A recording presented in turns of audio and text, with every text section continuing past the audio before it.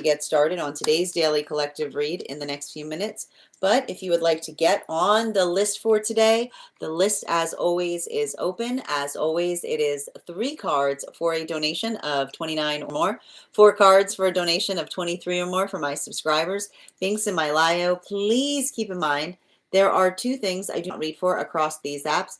Those are pregnancy and medical. Happy to give insight on anything in private readings, and you can book private readings on my site.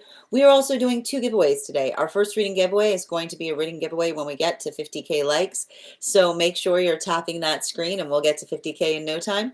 The other giveaway we'll be doing today is we'll be doing a reading giveaway for the highest gifter between now and the conclusion of the daily collective read. So I wish you a lot of luck if you're participating in that giveaway as well. Prior to beginning today's daily collective read, I will be giving a brief recap on what we've been seeing in the cards over the last few days. If you would like to find those full readings, you can find them over on the place where we keep the videos.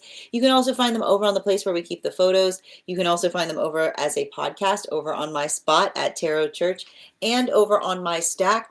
But before we begin today, most important question we start each day with: how are we feeling today? Scale of 1 to 10. There are no wrong answers. We're going to walk a little bit through some of the energy we've been seeing over the last few days.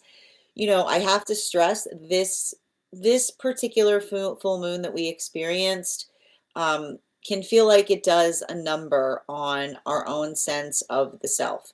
It almost, I gotta stress it. It almost feels, I want to put it like this: Venus in Sagittarius with Mars in Sagittarius during Sagittarius season can almost feel a bit like a Venus retrograde. I want to kind of put that out there, and the reason is it's working through our own messiness. It's working through and the energy right now is also feeling very discombobulated. I mentioned the fact that we do have planets that are starting to ease back out of those retrograde cycles, but the order by which they're coming out of the retrograde cycle can also feel a little bit of clumsiness. So if you're feeling like this right now, if you're not feeling like at your best, or you're feeling somewhat energetically inelegant, I want to just remind you, like, let this serve as your daily reminder that that is kind of the vibe that we're finding ourselves in right now. And it's not helping. The fact that we've got Jupiter in Cancer right now, retrograding, doesn't help with that as well. I want you to make sure that you're practicing grounding exercises. I want to make sure that you're communicating from a space of compassion. I don't want you snapping on things right now because, again, and I just need to point this out, you know, Gemini full moons in Sagittarius season don't always feel like this. They can create a lot of that feeling of a lot going on or working through dynamic energy. But the one thing that we potentially see that's happening right now, and especially in the week of that full moon energy, is it's like it's working through like slow beginnings, right? It's putting those feelers out. There's transformation here. We see that. And a lot of that work, like the conversation that we're basically having energetically right now, is that when we start doing things, it always feels rather clumsy. But it's something about that same sense of clumsiness that helps us. And we're also seeing this with the fact that Uranus moved back into Taurus.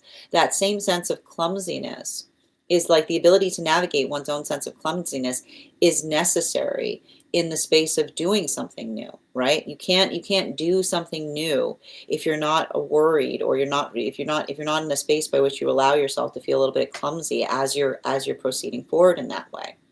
Now, this is having a big impact depending on where you find yourself on the frequency cycles. And you know, one of the things that the funny thing that was coming through in yesterday's read, energetic read, and you can find that full read if you're interested in catching up on it over on my stack, is there's lessons happening right now related to hyperbole. The energy itself is hyperbolic. And one of the things that was coming through heavily in yesterday's reading was the understanding of like what we mean when we say hyperbolic. When we're feeling frustrated, when we're feeling energetically triggered, it's very easy to say something that we don't often mean. But the misconception between the reason we call hyperbole is because when we cast it out, we draw it back in just as quickly. The word itself is descriptive of the gesture of hyperbole, right? Hyper, right? You hyper, you throw it out. Bolic, right? You pull it back. So it's the hyperbolic is often articulated by that fast action. Now, the reason that this is coming through right now is it's understanding that one of the ways that we effectively heal is we start to resolve the hyperbole that we find within us. And it doesn't necessarily always go away. And what's interesting about yesterday's read is we were seeing hyperbole coming through all of the frequencies. Now, in relationality to the moon relationships, and these are those relationships that have been coming together between the time of Uranus stationing retrograde up until the present. The reason that we see that thought or that consideration of hyperbole is coming up so much right now is potentially these, and it was wild because again, if you like the way spreads look, you should go look at the spread that we did earlier this week, because there was effectively a river there. Like there was a river within the context of the cards that appeared. But the reason we saw that river was because, and it's taken me a while to be able to read into the characteristics of these new relationships that are happening right now. But they're a combination of the two forces of the relationship cycles that came before them, which were the magician relationships and the temperance relationships. So you put those together, and what do you have?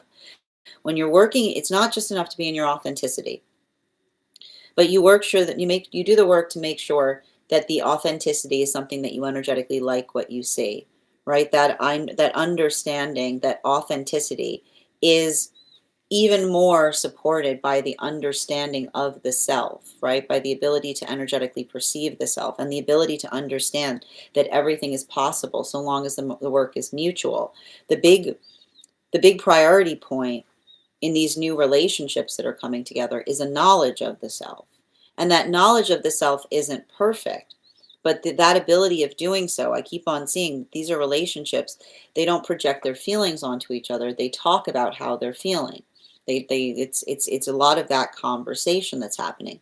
And that conversation, even in the moment by which they've been going through these energetic cycles, because the energy that they've been coming together through right now has frankly been whack. It's been very, very difficult. But even in the space by which they may be encountering each other in a point of irritability, the ability for them not to project that irritability on one another, but rather to be able to articulate upon it, the state by which they find one another. They're seeing how easy it can be. And not just the easiness that is demarcated in being lockstep. It's not just the easiness that articulates always seeing eye to eye. We see that a little bit more in those temperance relationships that were coming together before this energetic cycle. But the ability to just smoothly work through fortifying these relationships. And that's why we see, because this is a little bit of the problem that happens. And we've had to read for this a couple of times because Saturn has dipped back into Pisces several times over the span of the year. Every time it goes retrograde, we pops back into Pisces. This is why it's been so hard for those Pisces placements.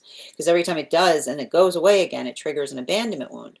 But the observation of potentially recognizing, even in those moments, like in the new relationship, feeling the frustration that's immediately amended. Saturn going direct in Pisces can often talk about experiences from the past returning. It's working through the lesson that admitting that one has feelings does not heal things, right? The admission of feelings should not be conditional. It should be there all the time, right? Like when you don't save the feelings for a rainy day or save the feelings for a moment by which you hope to be able to repair them in a place of needing them, because I keep on getting that is not the space by which we're able to build into healthy partnership, because often they create those feast and famine relationships where either you feel like there's nothing, or then somebody's trying to come into a point of apology and they feel like they're giving you everything and then it goes away again. So that's why we see that in the same experience, in the same modality by which some of these relationships are starting to begin, I would not be surprised if there's energy from the past returning back and going towards them with the revelation of finally being able to articulate how they feel. Or, and this is where the her hyperbole came through, the fact that they potentially ended on a sour note. They ended on some kind of point of cruelty and trying to articulate to another that they didn't necessarily mean it, that they were being hyperbolic. But that's why that message was coming through, which is pay attention to the word.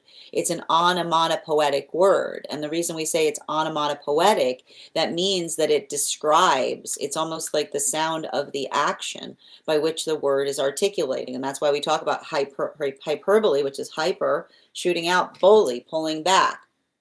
So the ability to effectively understand, and I see like this is how the energy is resolving anything from the past where there's been an extended period of time and then someone effectively coming back to another and saying that they were being hyperbolic, someone potentially dispelling the illusion of hyperbole by articulating the fact that the quality of hyperbole is not the fact that it's wrong, that it happens to everybody, but hyperbole is defined in the fact that you say something and then you immediately, right? You immediately, in the span of like seconds or minutes, recalibrate on it.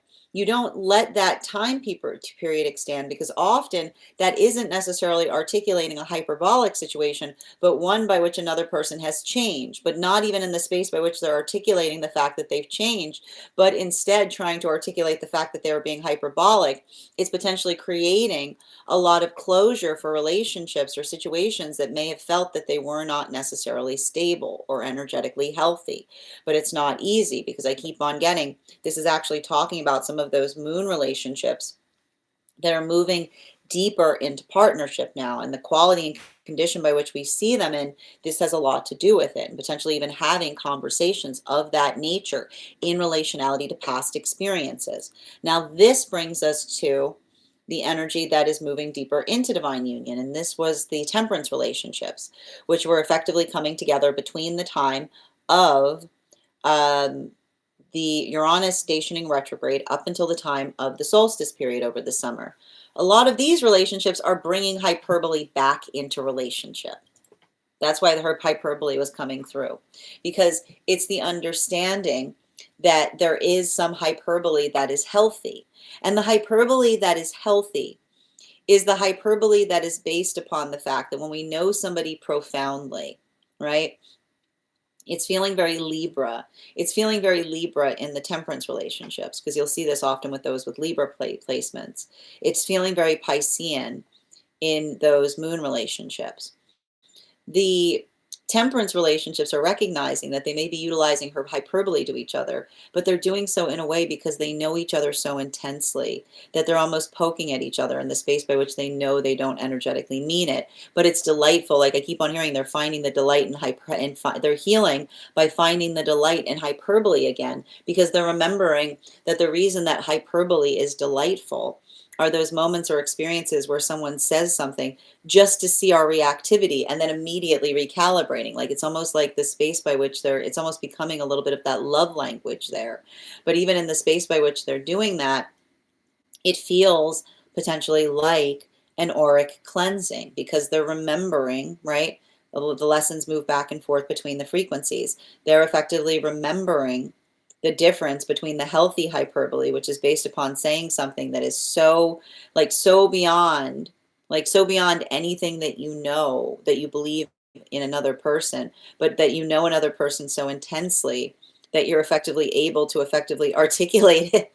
You're able to articulate it just to kind of have that it almost builds that intimacy. The same way that, but the reason we also see that is because the energy itself are healing from the observation of also understanding the healthy change that they're finding in themselves in partnership. And they're working through the caveat that we never change for partner. But only unless, right? Because if not, we build resentment, but only unless we're changing in ways that are the best way possible. Aspects or aspirations of the self that we've always strived for, but we find ourselves able to effectively toe the line there because we have counterpart that we're doing it for as well. So we see that for a lot of those relationships, there may be those modalities where I said they're being delightfully hyperbolic to each other, or they're regaling each other with stories of the past self. They're talking about something that's currently happening, and they're telling each other what the past version of self would do, and then potentially teasing each other upon the fact that they say, look what I do for you. But also they're not saying it in the space in an accusatory way. They're saying it in a loving way, because it's not really the you towards counterpart, but effectively the you, meaning the us, which is the relationship that they are sanctifying. That brings us to the energy that is deep within divine union. And for a lot of the energy right now that's deep within divine union, these are those magician relationships. And the magician relationships were coming together between the time of the solstice period up until the time of Mercury and Venus stationing direct behind Neptune. Now, for a lot of these relationships, what we're effectively seeing, I feel like it's most difficult right now. I'm going to tell you right now, it's most difficult right now for the energy deep within divine union. And let this just reaffirm you about the fact that depending on like whether you're in solitude or whether you're deep within divine union, it's not conditional about the quality by which you find the energy, because we see even now that there's energy that's moving and often we see this with the energy deep within divine union when we're going through transitional periods, because when there's transitional periods, it's easier for the energy in solitude and the energy moving deeper into divine union. But for the energy deep within divine union, potentially, I keep on getting working through a blessed ceiling, which is basically the space by which they're recognizing, right? They're looking at a situation by which they wish they could bless something, but they're also recognizing the energetic limitation as it relates to what they can do, particularly and especially if they're experiencing something untoward outside of relationship as a result of being in one. We kept on seeing that for a lot of those relationships right now, they're going through what may feel like a pseudo Saturn return, which may have something to do with the fact that every time I'd be reading right now, every time Saturn dips back and forth out of Aries into Pisces, I keep on reading that it's like triggering a Saturn return moment. And the problem with Saturn return moments are often best articulated with the fact that it starts to feel very surreal, because you're experiencing something that you haven't experienced before. And so again, if these are relationships where the only thing that they've done differently is enter into a centered partnership, because they've been in relationship before but never centered like this one, the observation of being able to recognize and identify the changes, potentially even seeing someone like navigating through like an egoic, like navigating through um like working through an egoic space, but not being able, and usually you can tell when someone's like working through something that's an egoic wound, because it's not easy or able to articulate. We keep on seeing that for a lot of those relationships, they're navigating and they're finding repose and composure. They're moving very deeply in Taurus and Uranus, which is basically saying that when we recognize situations, right, we don't do anything for situations, because we don't do things that depart from our own energetic standards. We recognize what is within us to change. And this is what we mean about being able to recognize what is within our power to change and outside of our power to accept has nothing to do with our capability to change things outside of ourselves. It has to do with the fact, this is why we say, like, this is why the prayer says, help me find that space. Because when we know our standards, we recognize our energetic limits. We know what that space is. So that's why we keep on seeing that for a lot of the relationships going through that work, they're scrutinizing themselves, right? They're recognizing and observing and asking themselves if they could be doing something differently.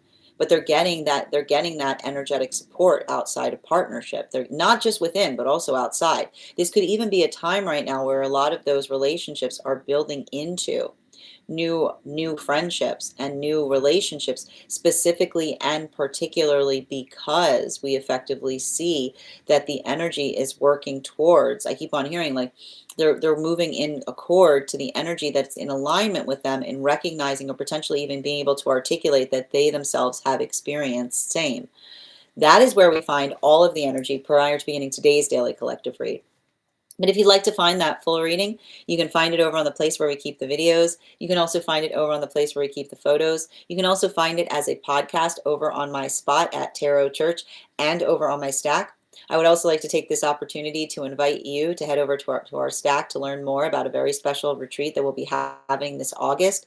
I'd like to invite you to join me August 8th through 13th. We will be traveling through Italy as we explore and learn more about the tarot in the birthplace and the cradle by which the tarot was initially discovered. I will be offering personal mentorship classes to everyone who attends, and if you sign up this month, you will get an additional discount to that retreat. So make sure you don't miss that. I also would invite you again to head over to my Stack to be able to keep up to date on any new offerings or services I may offer. You'll also find my Mystic Meditation articles there. I just wrote one recently about navigating this full moon energy that we're currently experiencing. And I also want to let you guys know that on top of my standard life path readings, I also offer mentorship classes. These are for any of my students seeking a more personalized educational experience with me. I take a very limited number of students for this reason, as those classes are focused on each individual's personal spiritual goals and journey work. Those classes can be purchased on an individual level or as a monthly class series, weekly or bi-weekly as your schedule permits. Also, for my students seeking more consistent weekly tarot support, I'm very happy to offer weekly tarot insight packages. That is a package of 4 30-minute readings, again, weekly or bi-weekly as your schedule permits, so that you can stay more consistent on your personal journey. And I'm also very happy to now offer dream interpretation readings, which you can purchase per dream or as a series. If you purchase a series, I would encourage you to start to keep a dream journal, as we will meet weekly or bi-weekly with that journal and utilize the tarot to understand the key themes and messages coming towards you in the dream space.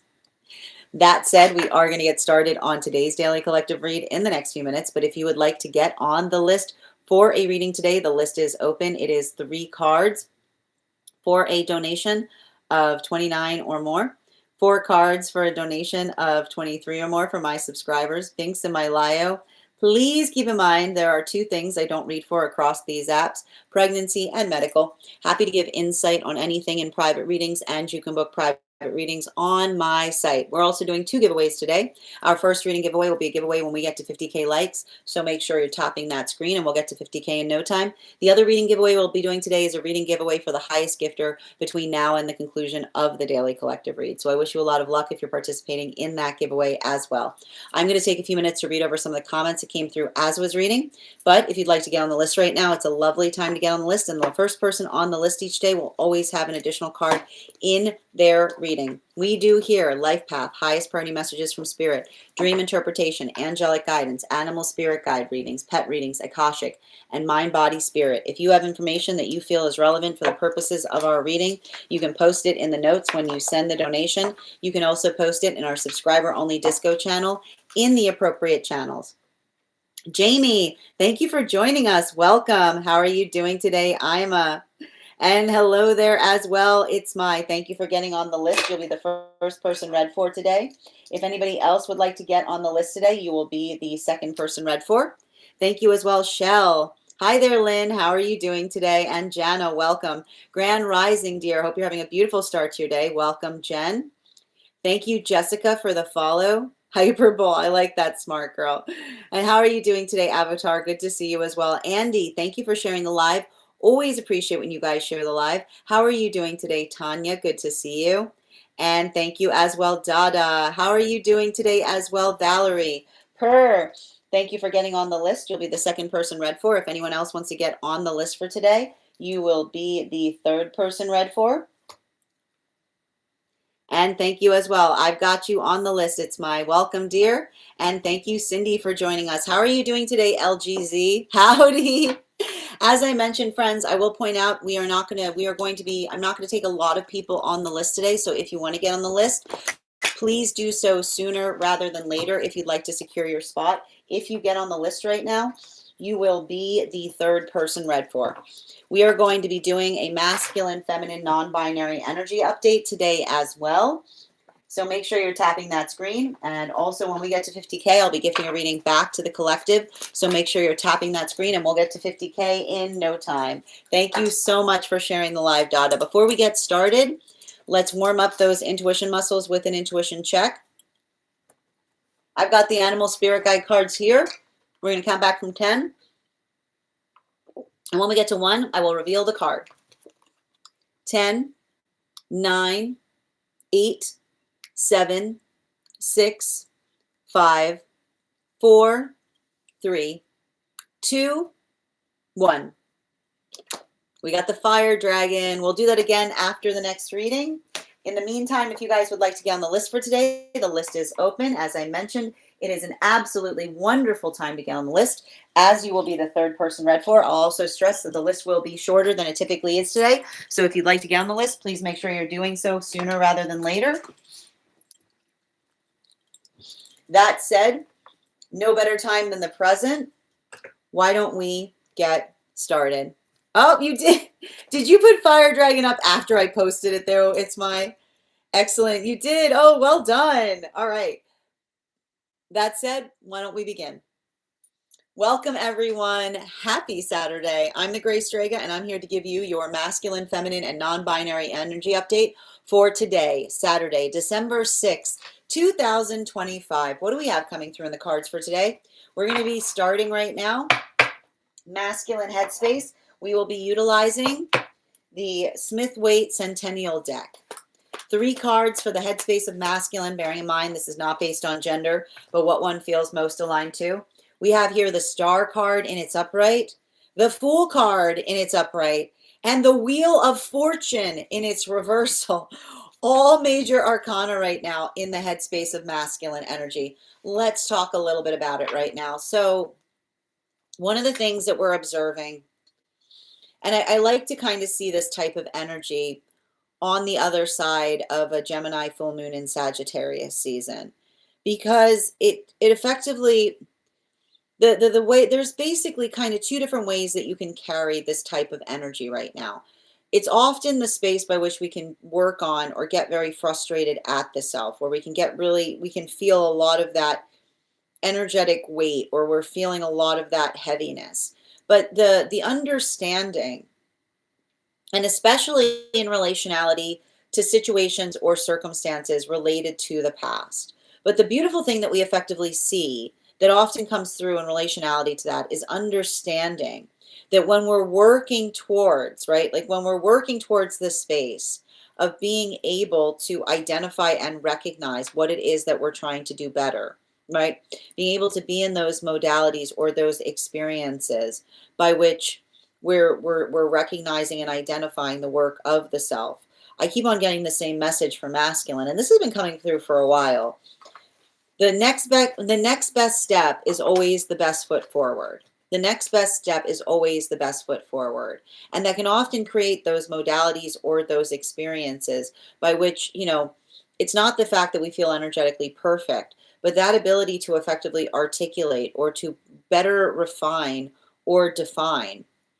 What's beautiful about this is I see that this is a lot of the masculine energy that feels like they're doing that work, not just for the self, but also for counterpart connection, right? It's the observation that the best thing we can bring to relationship is a knowledge of the self.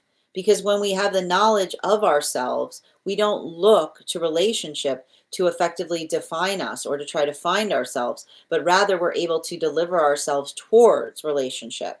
So I feel like this is something that's very important right now.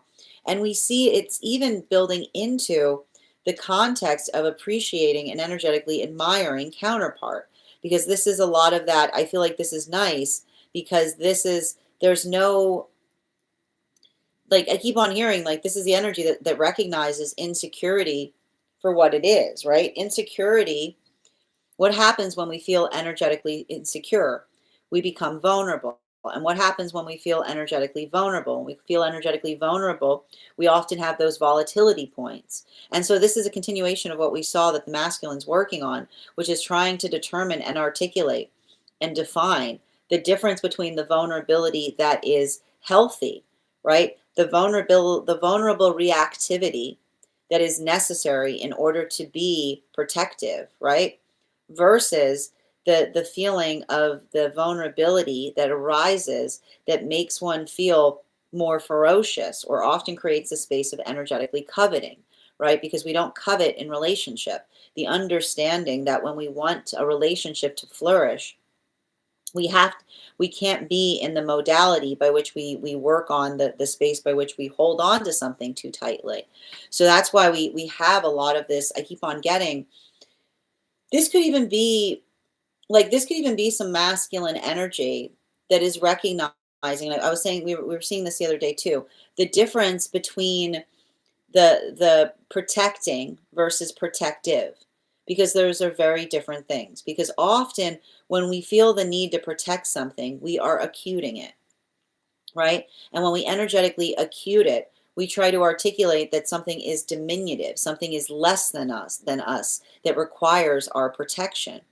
But that's often where we get into coveting, because we don't recognize the wound behind acuting things. Because often when we do that, like when we fail to recognize that when we start to acute in our relationships, we don't build into the equality of the partnership, but rather the way that we effectively work towards counterpart is being protective of them, which is the space by which you navigate another's best interests, right? The ability that you effectively articulate or define upon what it is that one is trying to refine better in order to facilitate what feels energetically best for another. And so I feel like there's a lot of the work, like this is happening right now in a lot of the energy of the masculine, because it's recognizing, I keep on hearing, it's sometimes recognizing the fallacy that harm often isn't shaped in the space by which someone is trying to create harm, but the malintentions of well intentions that often try to acute things instead of being protective of them. While for feminine energy right now, can I get 3 cards? We're going to be using the Tarot of the Divine for the headspace of the feminine right now. We've got the 2 of Cups in its upright. We've got the 8 of Cups in its reversal, and we also have the 2 of Swords in its reversal. So very heavy on the 2s right now for feminine energy. And the thing about the 2, and this is completely in simultaneous harmony right now with the cards that we pulled for masculine energy, because it's the observation, like, look, this is the feminine talking about how they feel energetically supported in partnership, the difference between protective versus protected.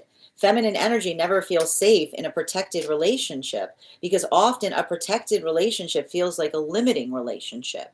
Again, it's observing and recognizing the acuteness that sometimes makes us not feel like we have the energetic autonomy. And this is the energy of the feminine talking through that refinement point, the understanding. It's nuanced, is what we see. Because the protectiveness that we basically observe is those, and I keep on hearing, it's based upon the vector of being able to identify and articulate the feeling by which one has one's own feelings heard, right? The space by which one is able to effectively go about something, or to articulate upon something, or to move through something in a way that feels like it's energetically productive and sustainable. And I feel like for a lot of the energy of the feminine right now, and I have to describe this too, there's been something really important that keeps on coming up for feminine in relationality to experiences, circumstances, or situations by which they have effectively, I keep on hearing, healthy doting versus unhealthy doting, right?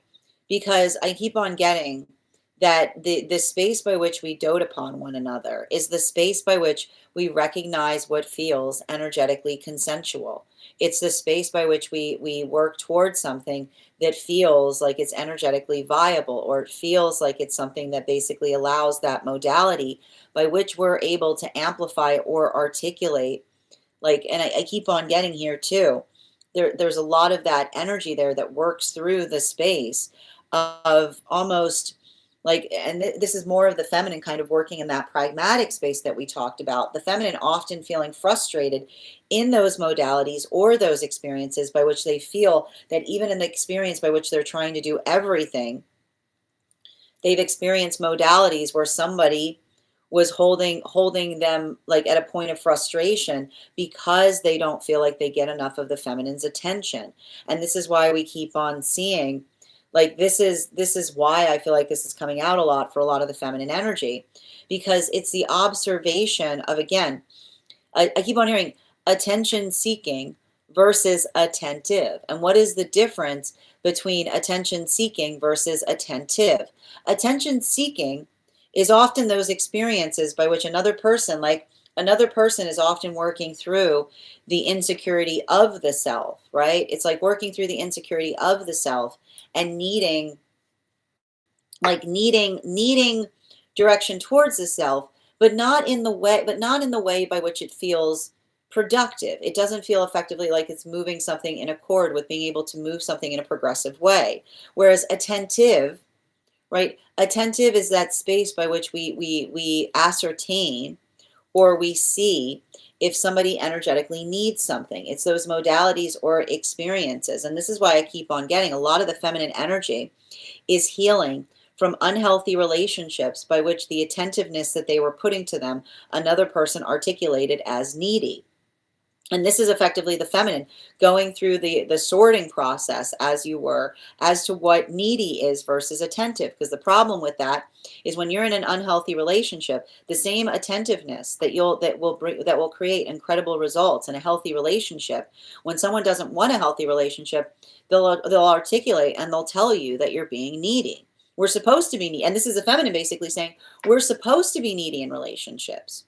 Right? Healthy relationships are aligned needs. And when we're in the healthy relationship, it's often the space by which what do you usually articulate? Healthy relationship, our needs are met, right? That ability of kind of working through that or being able to identify and recognize that, that's effectively allowing the context by which the energy of the feminine is able to, and I feel like, again, that's some of that Venus energy I saw, like the energy of the feminine working into that space. And I feel like it's a little bit hard right now because I told you there's something about this energy right now. The best way I can describe it from the way I'm reading for it is it's that double whammy that we're experiencing right now of Venus between Mercury and Mars and Venus and Mars in Sagittarius that can feel a little bit similar to a Venus in retrograde, right?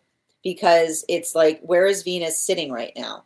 It's sitting in the pre-shadow of Mercury coming out, right? The pre-shadow of Mercury coming out of retrograde, and it's stuck between that and Mars. So it can often feel those modalities of feeling like things aren't moving fast enough, but also feeling like very frustrated at the self, or potentially navigating others' undue frustration that feels like projection. But this is why I keep on hearing that feminine being able to articulate the difference between over like attentiveness, right? Like there's that, like everything we keep on seeing in relationality to that, it feels like it's energetically productive. And I keep on hearing like that productivity is demarcated by the feminine that's able to, and I keep on hearing a need is not needy if the need is energetically consistent. It's a consistent need.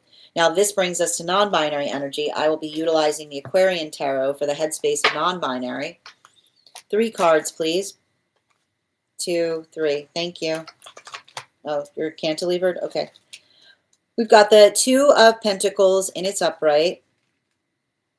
We've got the 5 of Swords in its upright. And we've also got the Knight of Cups. Now, this is very interesting energy because for a lot of the energy we're seeing that's working through something now, you'll recall that in the last time we did this reading, there was something to be said with some non-binary energy navigating through aloofness is what I keep on seeing, or others misconstruing their wariness for aloofness. And that's the hard part there, because I keep on seeing that for a lot of this energy, the ability to have to hold themselves from a place of reservation is not based upon choice, it's necessity. And often the sound of entitlement is seeing another person operating from a point of need and making the assumption that it's a choice. So welcome to Gemini full moon in Sagittarius season, right? This could potentially be situations or circumstances where non-binary energy recognizes that they hold themselves energetically reserved to a certain extent, but also the observation that that reservedness, having been based upon actual situations where others effectively tried to project onto them, right? That's the need to kind of hold themselves from a little bit, like a little bit further back. A lot of that is like if someone doesn't understand that journey, they see it as aloofness. And so and I was reading even at the last time we read for non-binary, we saw that that was potentially counterpart, potentially working to dispel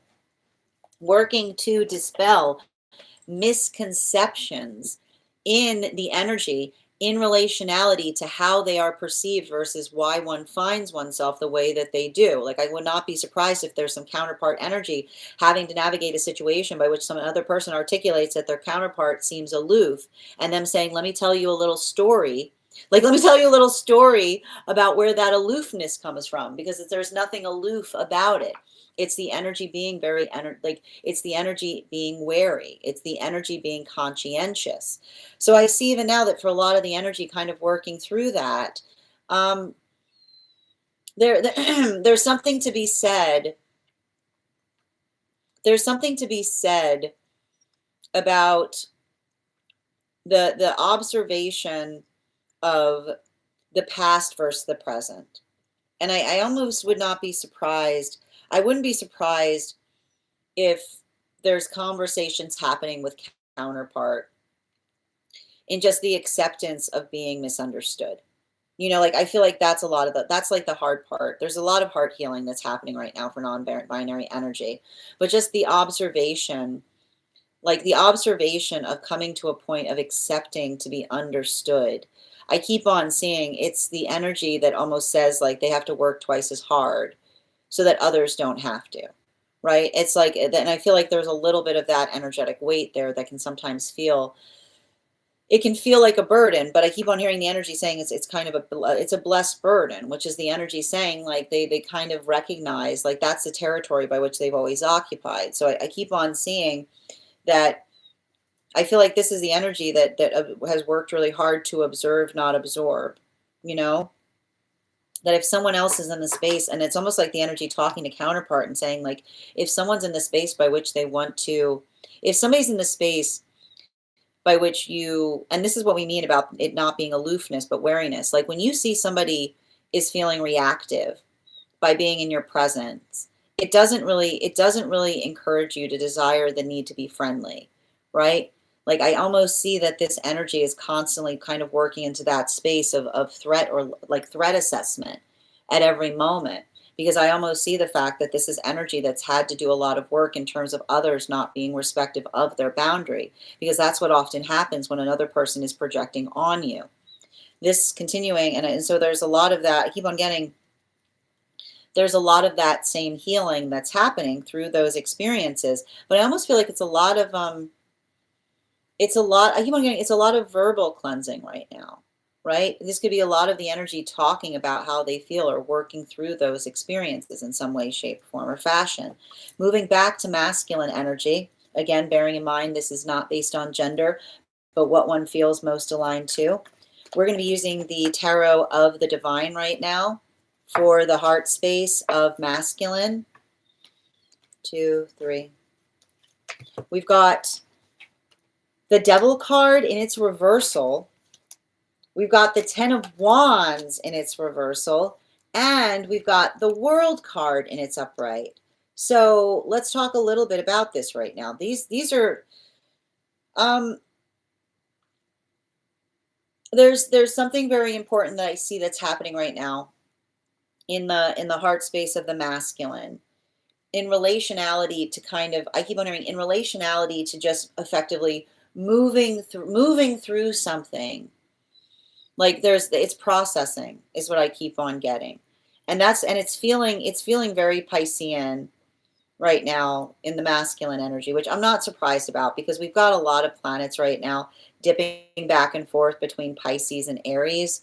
And I keep on hearing like this is like being Piscean in the heart space of masculine is good, because it's about being able to process the feelings effectively. I almost feel like there's some masculine energy that's not even talking to this isn't even something that's potentially related to feminine, but potentially talking to other masculine about this, right? Like the difference between processing and projecting an emotion, it doesn't mean that we don't often make our feelings known, but the identification point in relationality to the condition by which we articulate that. I keep on seeing, like, the thing about it, I keep on seeing is like the observation of navigating another's misconceptions. And I keep on getting that this is a continuation of the work of the masculine that says that the journey of becoming masculine should not be one that you shed the emotions, but instead the fact that you process them.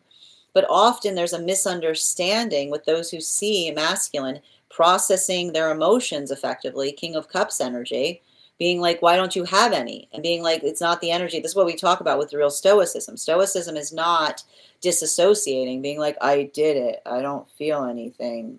I've succeeded. Like, no, like, no, never further are you from being strong than when you just turn something off, right? The ability to find strength is not by not doing something, it's by working through the energetic frustration point, right? It's the ability, and what happens on the other side of that, incredible things. Like when we're able to push through our frustration, what do we find there? Excellence, right? Like your excellence is just waiting on the other side of your frustration.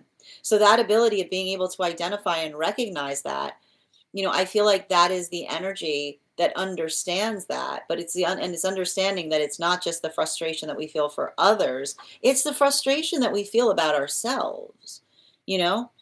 It's the frustration, it's that part of that self. And I like to point this out. I feel like masculine's picking up on this. Whenever you hear yourself talking to yourself and you use the word you realize that's not you, right? Why would you ever talk to yourself in the you form? Like if you hear the word you in your head, that's your trauma talking, right? That's something that happened a long time ago, saying something to you. We don't say you to ourselves. And so I feel like there's a lot of that energy that's getting better at working through those modalities or experiences, right? The past potentially coming in, the trauma trying to sit down and being able to kind of work through that and say, like, I'm not going to project it. I'm going to process it. I'm going to figure out what is something that I need to work on within the self versus something, the healthy emotion, right? And the nice thing, the way you can usually tell a healthy emotion is there's a direction attached to it. Oh look, this emotion. Oh, there it is. Oh look, there's directions. This is exactly what the emotion's asking for. And the only way to find the directions that the emotions have is if we sit with them for a minute and we feel them out. We talk to them. We recognize and identify what they're asking for. Now, feminine energy. I'm going to be we're going to be using the Aquarian Tarot right now for the heart space of the feminine. Again, bearing in mind, this is not based on gender, but what one feels most aligned to. 3 cards, please. Ooh, we've got the Lover's card. We've got the 10 of Cups. Ooh, and we've got the 6 of Pentacles. Okay, I'm going to glue those to the table. That's nice. Okay, let's talk a little bit about this here, because what we're effectively seeing for feminine energy right now, the thing that we're effectively identifying, and I like to point this out. Feminine energy is healing from this comparison nonsense. You realize that nothing was created more to tear us apart than the ability of feeling the need to compare yourself to another. It's a pretty good racket, right? It's a good that ability of understanding. Comparison is the thief of joy, but not just that. Comparison moves you away from your exquisiteness, right? When you're so busy in the space of comparing, you are completely blind to your own exquisiteness. Because when you recognize the fact that you are here for a unique purpose and reason, and that every single thing, imagine a world where every single thing in this entire place has come here for a purpose and reason, then when you recognize that, the amount of time you spend comparing yourselves to others, nothing is more absurd under the sun than looking at another's path and saying, why can't I have that? Instead of saying, what is my destiny? What is my direction? And so I keep on seeing that for a lot of the energy right now, that observation, I would not be surprised if feminine energy is experiencing comparison things and being like, I'll see you later. Like, you know what I mean? Like, I'll say goodbye, goodbye, gotta go. Because it's the energy. It's comparison, right? Like it's not when you have to compare to do something, and it means you're not doing it from your heart, right? It's not about comparison. It's about feeling. It's like, I feel like there's a lot of the feminine that's going through a heart opening and being able to articulate upon the things. And when we talk about heart opening, it's frustrating, right? It's frustrating because it's upon that observation or that understanding of being able to truly feel the love for the self. And that love for the self is one that feels like it shares. And so that's why we talk about the space by which the more that we love ourselves, the more of a bliss state that we create for everybody around us, because the love that we find inside of ourselves can't stay there. That's the thing with love. Love is like, love is very, it's very sneaky like that. It can't stay within us. It gets everywhere. It's like, it's not something, once you have it inside of you, you start to find it everywhere. You can't, it just, everywhere you go, you find, you leave that trail of love there. And so this is a lot of the energy that's I feel like this is almost the feminine energy saying, like, those observations or those circumstances or situations by which, if you feel the observation of not finding the love, this isn't the feminine that says, like, where's the love? The feminine goes, I guess I have to bring my own, right? We bring the love that we feel to things. And that is the space, like, when we bring the love we feel to things, then beautiful things occur. And I keep on seeing the problem at that, and feminine's picking this up, is you can't build love for yourself in the space by which another person doesn't love themselves, right? That is the space by which, again, this is why feminine is doing that work of understanding and recognizing modalities or experiences by which they feel energetically appreciated. Because that sense of energetic appreciation, or that space or that place of doing so, I keep on seeing that for a lot of the feminine energy, this is, and I keep on hearing, if someone is not in the space of appreciating you, right?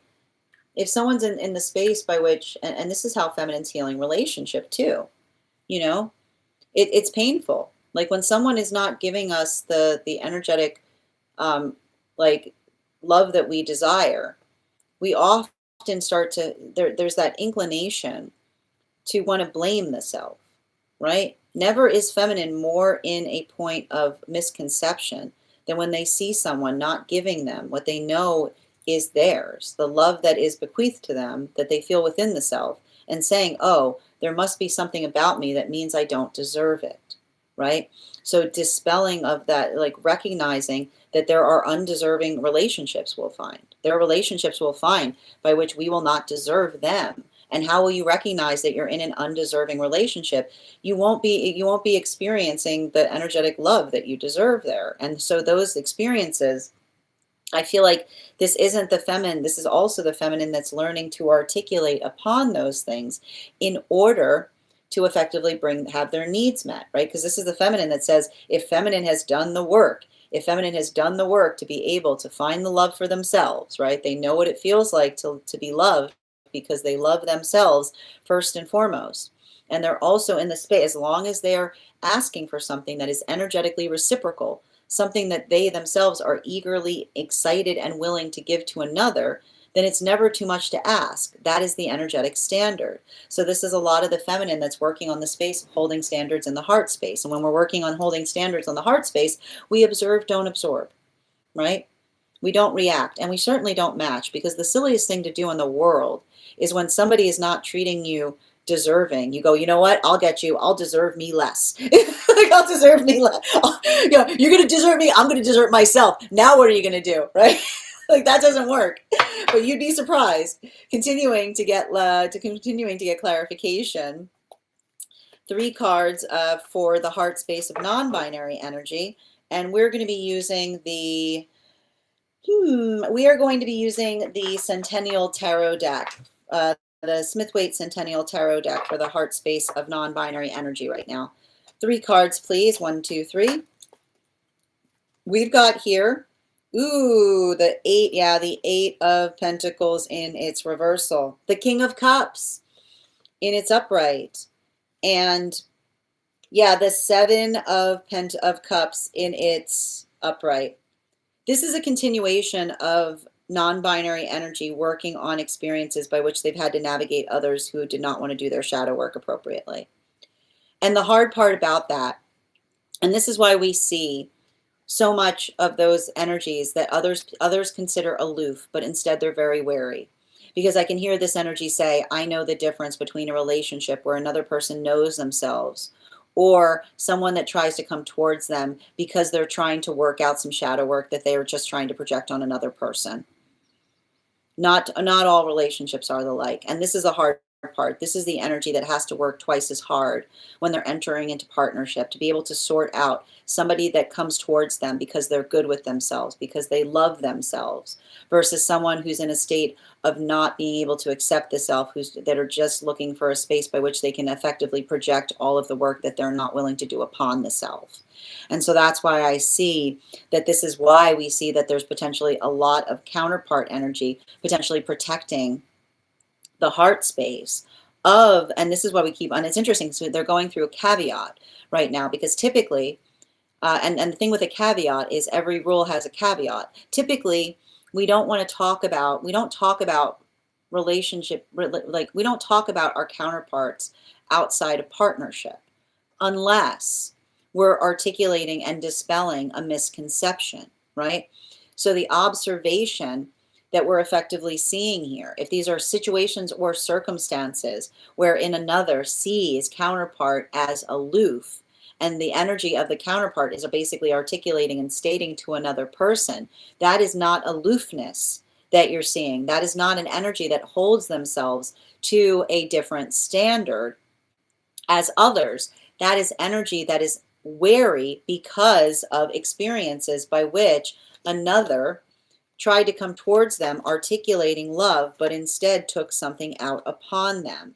So that's why we keep on seeing that for a lot of the energy doing that work, it's painful. But what's beautiful about that is, again, the ability, and this is why we were talking about the fact that yesterday I was picking up a lot of hyperbolic energy across all of the frequencies, because that modality or that experience by which another works to dispel another person's misconceptions, I just keep on seeing that that's a lot of the energy that articulates upon those experiences in order to effectively facilitate and state to another, like, and I keep on hearing it's like they're almost opening up, as it were, about, like they're talking more. I keep on hearing they're talking more about the state by which another came to be, to help another person understand, like why energy is holding themselves at a point of energetic reservation. So there's something really beautiful there. And I even see like that the energy themselves, they're kind of working. I feel like that's the energy that's trying to work on being better, right? Like I almost see the energy that's like trying to work on being better about working through a trust wound, right? And the hard part with working through a trust wound is often when you're trying to work through a trust wound, you got to move right back in to the space, the space by which you were hurt in the first place, right?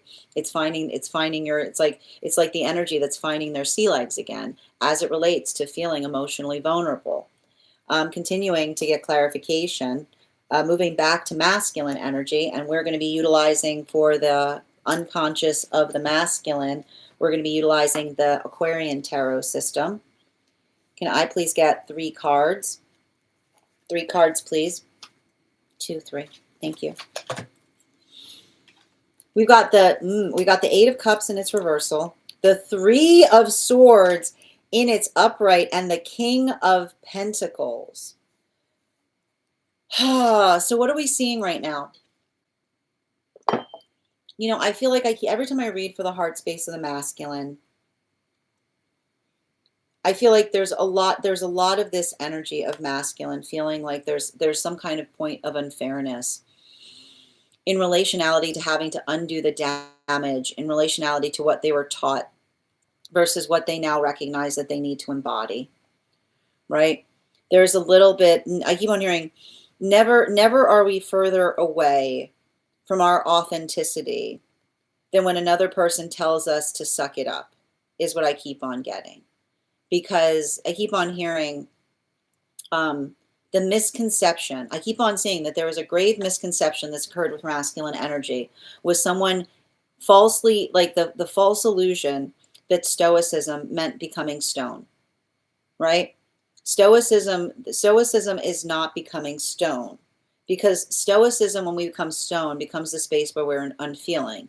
Learning how to turn off emotions is not a gift. It's dangerous. We're never in more danger than when we effectively learn to turn off our emotions. Everything we're given is a gift, right? So the ability to turn off an emotion is basically turning off a gift that we're given.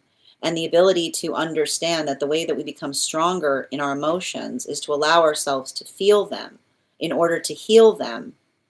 You have to kind of work through, and it's hard, right? Because it feels awful when you're experiencing them. It can feel overwhelming. But the ability to sit and to feel those and to realize that you're safe in feeling them, that is how, the shape of the heart that can navigate through the pain of emotions experiences the same direct capacity in relationality to the capacity to love. Our ability to love is directly proportional to how much emotional pain we can carry, because that same feeling, the same heaviness of the burden of the pain that we experience, calibrates for how much we're able to be energetically vulnerable, how much we're able to give. And so I feel like for a lot of the energy working through those experiences, it's like, I almost feel like it feels more akin. It feels more akin right now for masculine, almost like a solar plexus opening, which is not, I keep on hearing, it's not the space of trying to wait for a feeling to go away, but rather just allowing yourself to be in the experience of feeling it and to recognize the fact that you're energetically safe in that feeling. So, and I feel like in a way, and I like to point this out, sometimes when we feel emotionally overwhelmed, it's hard to communicate, but understanding that the spirit, working towards us, the spiritual self, is not about 1 minute it's there and the next minute it's not. It's closing the distance, right? It's closing the distance in relationality to how much time it takes us to feel those things and not feel energetically overwhelmed by them. So I just keep on saying that a lot of the masculine right now are kind of working into the space of saying, I'm safe in my own heart space, right? I'm safe in my own heart space. Anything that my heart can make me feel, my body is energetically equipped to feel. I'm safe in that. I'm safe in that space. So I feel like there's a lot of the energy that's working through those experiences, but also potentially carrying the weight of the past by which they may have not necessarily been able to feel that as well. And that's what we talk about a lot in the space of, I like to point this out. If you have regret for things, congratulations, right? Because that's the observation of being able to grow. Now for feminine energy, and I feel like, again, that's a lot of the energy of the masculine that's just working on building into the context of the present. Because I just keep on seeing the way that we navigate regret is not by being able to hold on to it, but to make our hands filled with present. Continuing to get clarification for feminine, again, bearing in mind this is not based on gender, but what one feels most aligned to. I'm going to be pulling right now with the Smith-Waite system, a centennial system for the unconscious of feminine. 1, 2, one more please, 3. We've got here the 4 of Pentacles in its reversal. We've got here the 3 of Wands in its upright, and we've also got here the Justice card in its upright. So this is some grounded, this is some very solid ground right now in the unconscious of the feminine.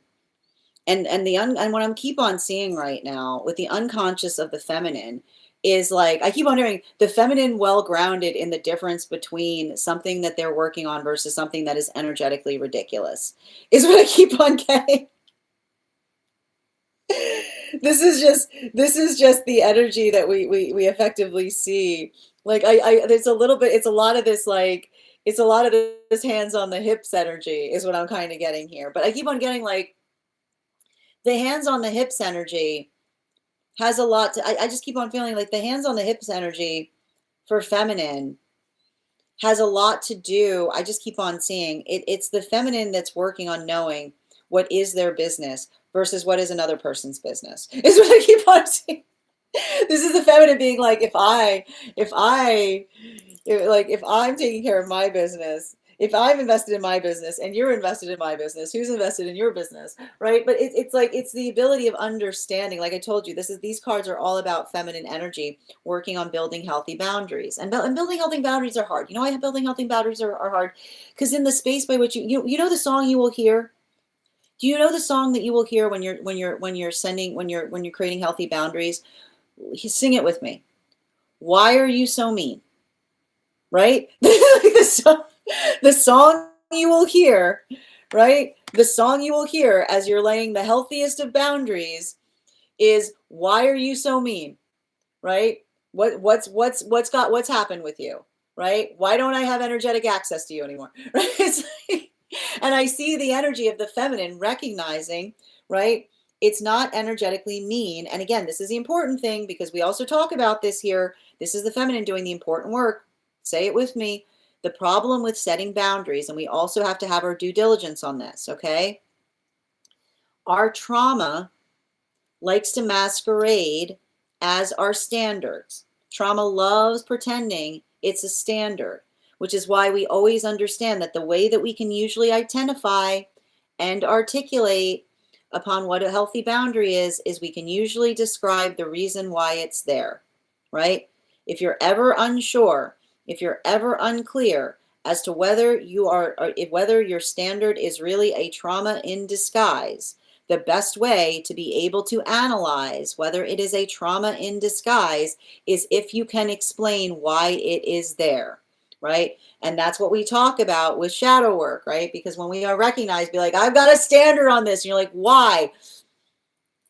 Because it feels good to hold it, right? It's just no. Standards don't feel good to hold. Standards don't feel good to her. I mean, it makes us feel good. When we feel good about ourselves, we hold standards. We'd rather not hold them. But the ability of making sure that we're able to articulate and define the reasons is how we come to reason. And that's also why, again, the space by which if another person sees us holding them and they articulate the fact that we're being energetically mean about it, you're not mean if you got an explanation, right? You have to remember the origin of the word mean. Meaning. The word mean used to mean meaning, right? Yeah, being like, I see the feminine being like, you're being mean, and being like, yes, I'm being mean. There's meaning behind it. There's a reason. Like mean with reason is totally rational, right? It's the ability to articulate upon what that is. Now, continuing to articulate or to build into, and this is coming in, and this is the non-binary energy, and we're going to be utilizing the Tarot of the Divine for the unconscious space of non-binary. Yep. 3 cards. Queen of Swords in its reversal. King of Coins in its reversal. And 10 of Coins in its upright. So this is a lot of this, talking about those standards. This is what's, and I feel like this is the hard part with a lot of this energy here, because I keep on seeing, you know, a lot. I want to describe a lot of the energy kind of working through these experiences. You know, I keep on hearing this energy articulating upon the fact that their experience is, by its very different definition, far more surreal than the energy that's surrounding the self, is what I keep on seeing. There's something really important. And I feel like, again, like when we're reading into this right now, it really feels like feminine is very much in those moon lessons. Masculine's working through those temperance relationships we're seeing in the harmonic frequencies. And the non-binary is working a lot through the magician lessons. And this is the space by which they understand the fact that they're going to be misunderstood. They also experience the fact that they understand that how they experience things is vastly different to how others experience things, right? Like their observation of working through circumstances or situations. I keep on seeing they have to pick up on things. I keep on hearing they have to pick up on things so others don't have to. you know? There's a lot of this energy, and that's what's so painful about it. I keep on hearing that for a lot of the energy working through that, having experienced, having experienced situations or circumstances where another person did not see them as an energetic gift, but rather their ability to see clearly, another person tried to created a volatility point, you know? This is why I keep on seeing a lot of this energy. I want to describe, I feel like a lot of this energy almost articulates to another person and says, the modality of understanding how easy it can be when you're moving through authenticity, but also recognizing and identifying those circumstances and situations wherein I keep on getting the energy understands or identifies I keep on hearing the space of navigating nuance. I keep on seeing that's what's so difficult because I feel like this is energy that recognizes that they have that tendency of, even when they're in authenticity, right? And this is what's hard, because when we are navigating a space of authenticity and another person has not done the work to be authentic, then it can often create those modalities by which another person projects on us for being authentic, right? And so that's a lot of the energy that kind of works through. I keep on hearing they're working through their authenticity that is their shield, because it's the energy that continues to say, if we love ourselves and we love what we see, and being in the state of ourselves does not hurt anyone, then if another person wants to hurt us in that modality, it speaks far more for what is broken in their heart than it does in our heart, right? It's the energy that points the finger that points right back to the self, right? And that's why the energy almost articulates and identifies and says they work on their authenticity, often so that others don't have to, but also the recognition point of understanding, they understand the condition by which they exist. They understand the energetic complication. But I keep on getting the fact that that is complicated can often create energy that has not worked out their own complications to try to project the complications on them. And that's why and I feel like that is the conversation that a lot of the counterparts are effectively giving in relationality to being able to articulate and define to another exactly how they feel about something.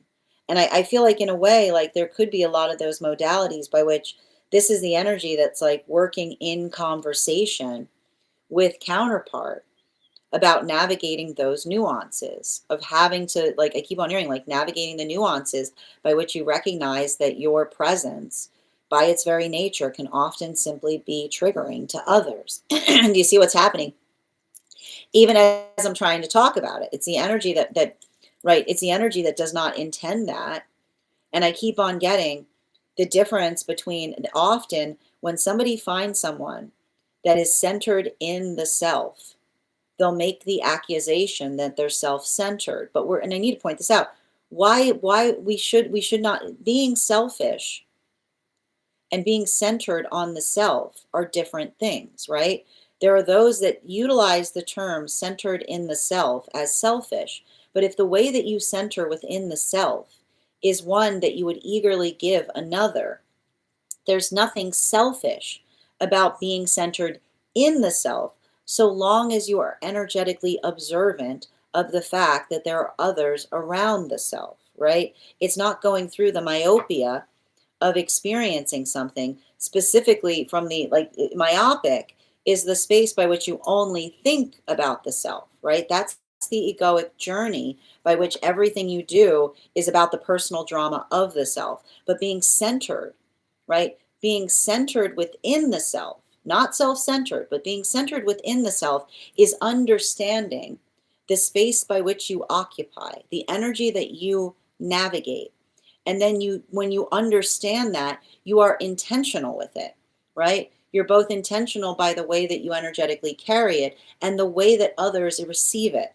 So I see that for a lot of the energy right now, being highly attenuated can sometimes, and also being good with the self, can sometimes create like the projection space by which another experiences that. And again, when you are centered in the self and another person sees you and says, "Why are you putting on airs?" You say, "Are you okay?" Right? Because it's not the observation, it's the space of understanding what that means when you receive it in that way. And it breaks your heart. And so that's why I keep on seeing that for a lot of the energy right now. I feel like that's what I meant about the relationships or the situations, having to feel like I keep on hearing like the energy that holds their heart carefully and preciously, but I keep on hearing not out of the desire to, but out of the necessity. Continuing now, bottom of the deck messages for masculine. We've got, it's already up. Yeah, and it's funny too, I need to point this out. I didn't even have to turn the bottom of the deck up. It was already out. It's the Nine of Pentacles and its reversal. It's a continuation on the vulnerability gap. The problem with vulnerability, and we need a word for it. Vulnerability, right? There's the vulnerability that protects us, right? Like the ability to come into an experience by which you can immediately react to something without thinking, right? Absolutely beneficial, right? Like quick reflexes, boom, boom, like acting in a moment, absolutely a gift. That same energy, right, if not navigated properly, will destroy everything that you try to do in relationship, right? Because that same feeling, the body has a hard time determining the difference between an actual threat versus a heart space threat, right? The observation of the difference between something that is like, I need to act quickly, versus those moments that we feel emotional bring forth the same reactivity in us. So this is why we do the work to be able to feel our emotions, because it's the ability to tell the difference, right? The ability to tell the difference between the actual risk, right? The actual modality of risk attached to vulnerability versus emotions, which can make us feel vulnerable, which trigger the same riskiness switch, right? That ability to be able to determine that the best way to navigate it is by allowing not the space by which you go, look, I can turn off my emotions. No, that is dangerous. How are you going to tell the difference? How are you going to tell the difference between a legit threat and a heart space threat if you've turned off your emotions? How are you going to do it? I can't do it. It's dangerous. Nothing more dangerous, right?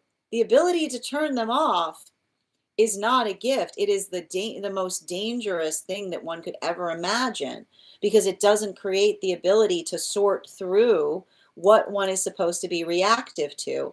And it can create those deviations in relationality to overreactivity that is often built like not proportioned with the emotion, but just built upon or based upon when the emotions finally get through, right? When they finally get through the disassociation, you are completely overwhelmed by them. You don't know what to do with them because you never let yourself feel them before.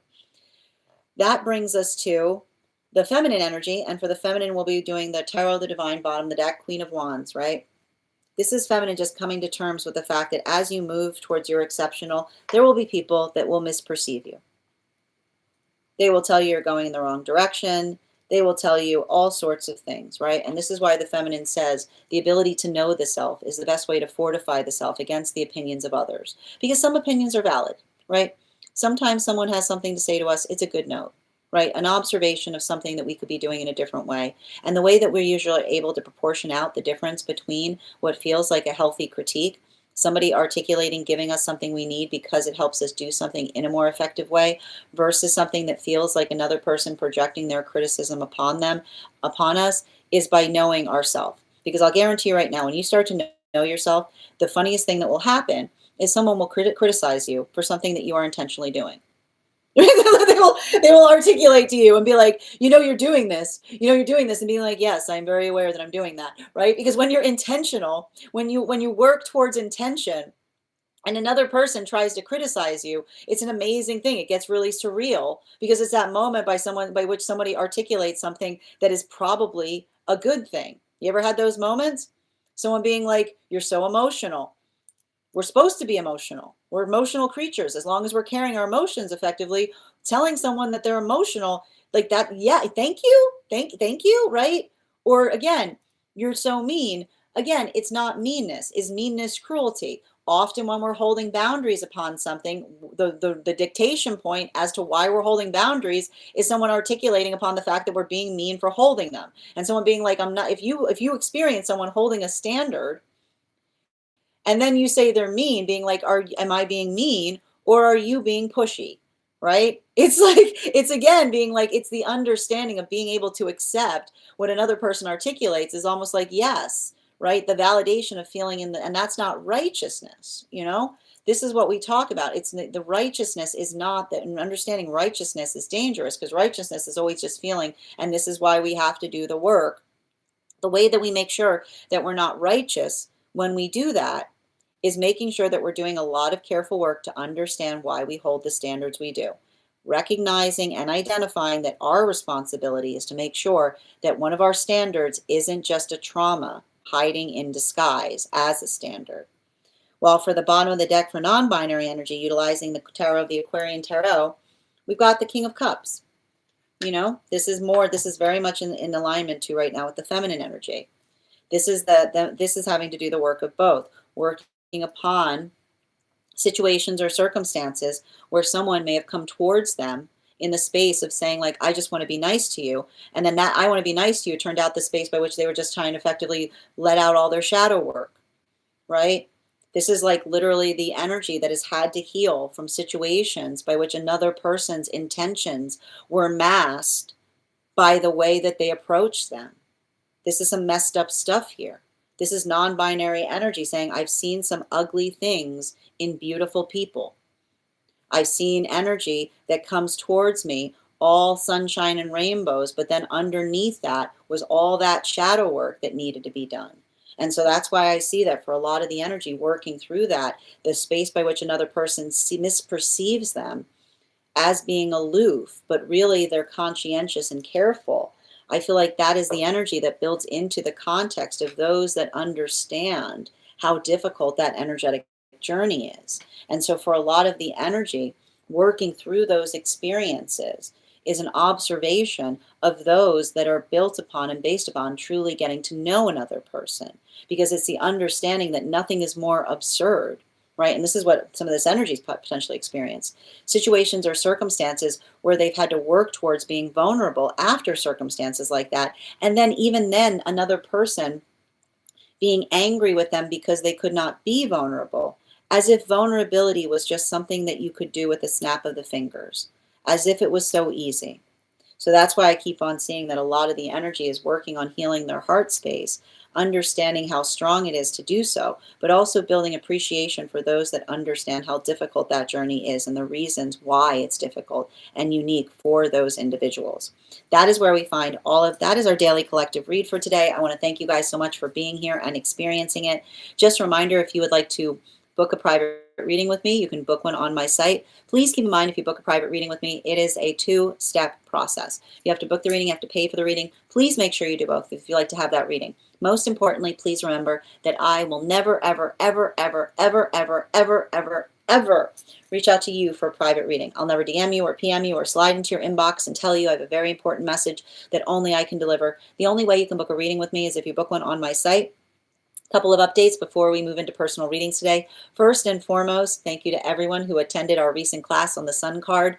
Our next class will be held on Thursday, December 18th at 6 p.m. PST, 9 p.m. Eastern. We'll be continuing our studies into the tarot with a focus on the Judgment card. If you'd like to become part of that tarot class program, all you need to do is head on over to my Stack and become a paid subscriber.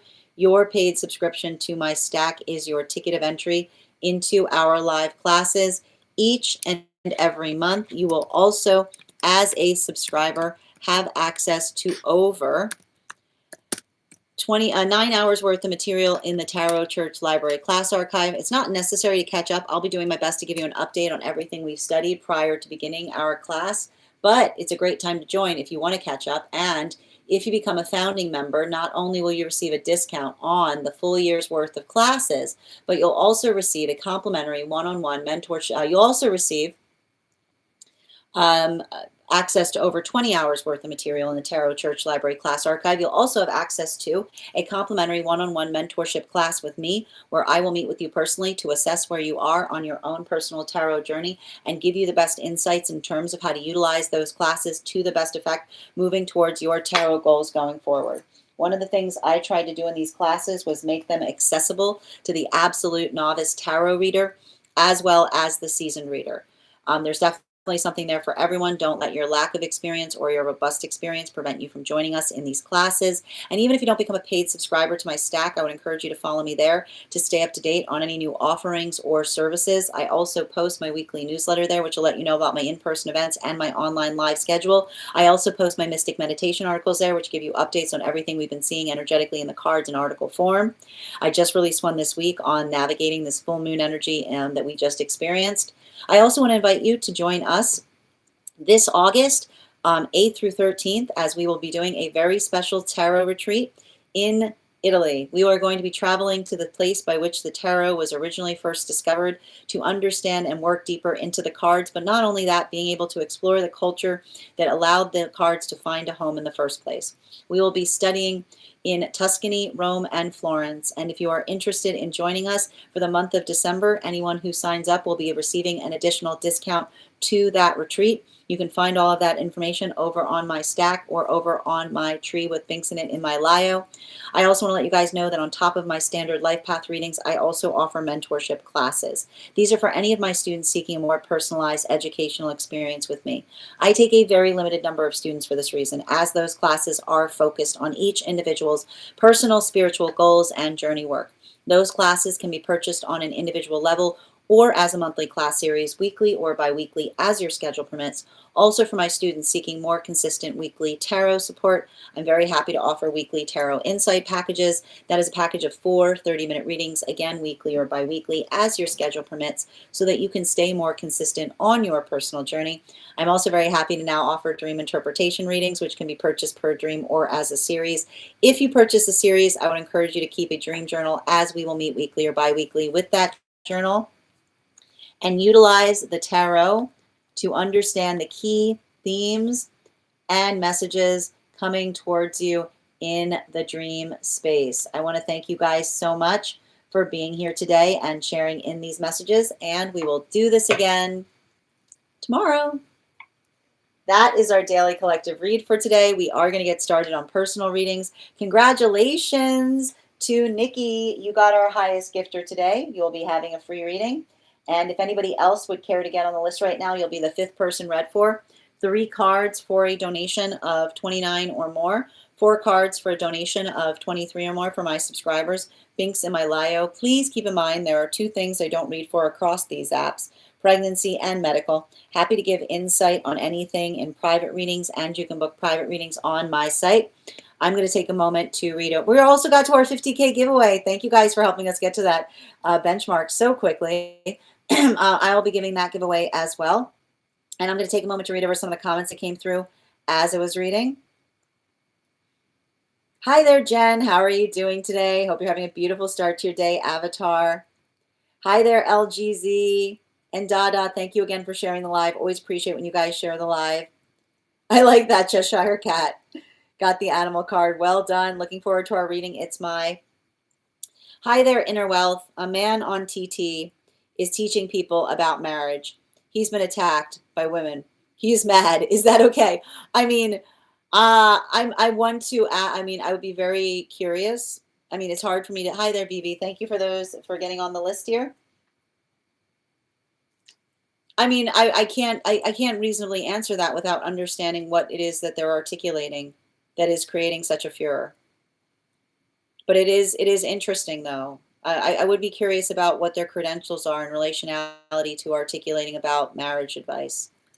And thank you as well. Hi there, Claire. Yes, absolutely, dear.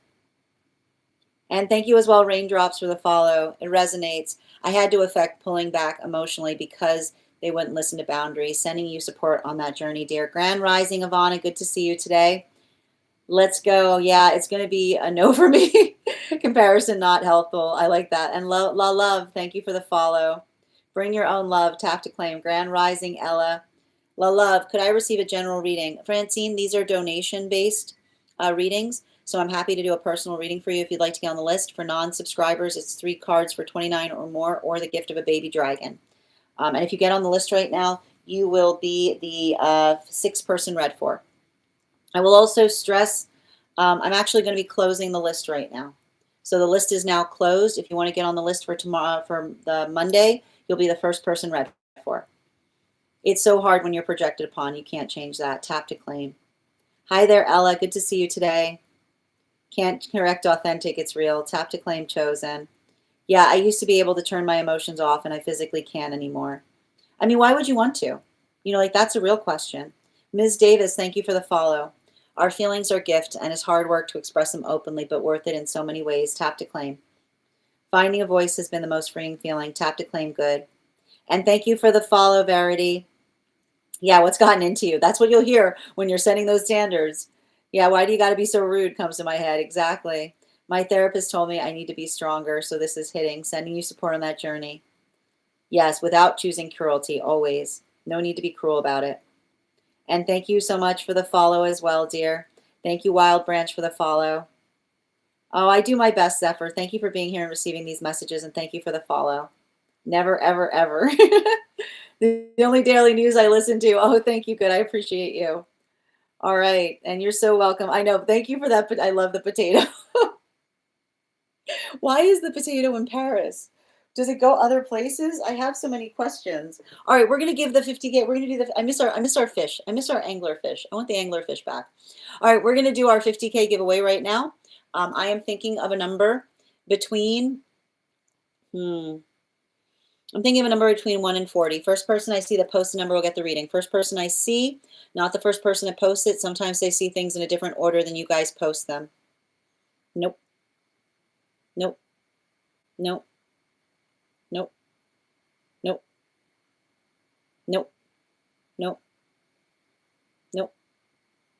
Nope. Nope. Nope. Nope. Nope. Nope. Nope. Nope. Nope. Nope. Nope. Ooh, Ella, congratulations, dear. You got it. All right, that will be available for you tomorrow. And as I mentioned, friends, the list is closed. But if you would like to get on the list for tomorrow, for Monday, the list is open. First person we're reading for today is I've got a card for you that's already on the floor, so I just had to pick that back up. Pie. I like that, Dada. If you're here, can you respond in all caps? Let me know if you'd like a general reading or if you have a specific question you'd like me to answer. 31, dear. And I need to get a sheet to put on these cards, so bear with me a moment. Thank you. All right. There we go. Okay. All right. Ooh, thank you. Posted to the disco. And just a reminder to anybody joining us, if you are a super fan and would like access to our super fan only disco channel, just message me in the orange icon in this live a disco GIF. I'll be happy to add you to it.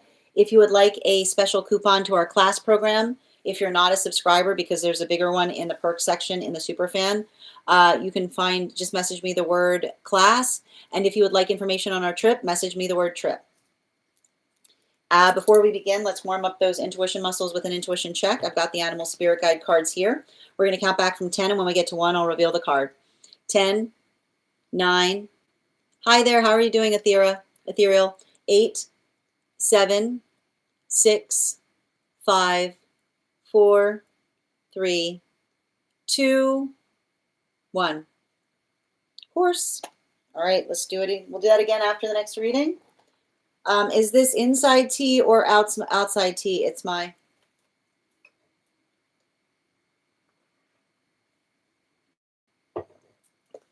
Outside T is fine. All right, I'm going to pin up It's My here, guys. Make sure to give It's My some love. How well am I discerning trauma projection, spirit messages, higher self-awarenesses? I was extremely triggered over Thanksgiving, but held back reacting. Processed a week later. Realize my emotions took over, or so I hope. All right, and thank you for being the first one on the list today. You'll get 5 cards.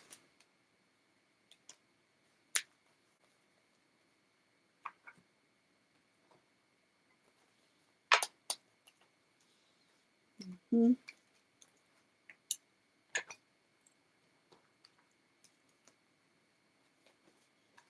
one more. And we've got the one. You know, the thing that's coming to mind, and I need to point this out. I know you're going to feel abrasive when I say it. It's okay to be triggered. Some things are triggering.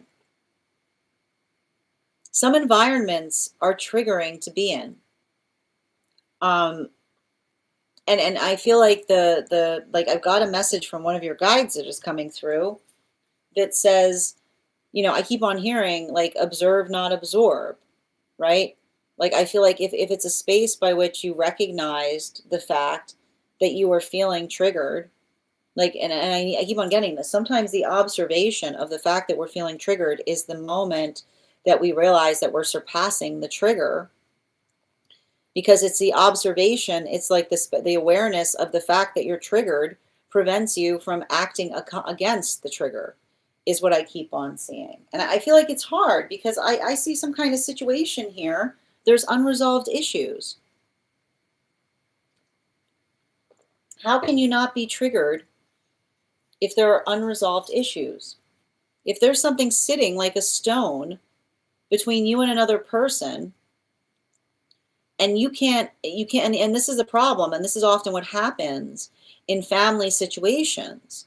When there's something that's sitting between us like a stone, and you recognize that you want to have a healthy conversation, but you can't chase after a healthy conversation because it becomes an unhealthy confrontation.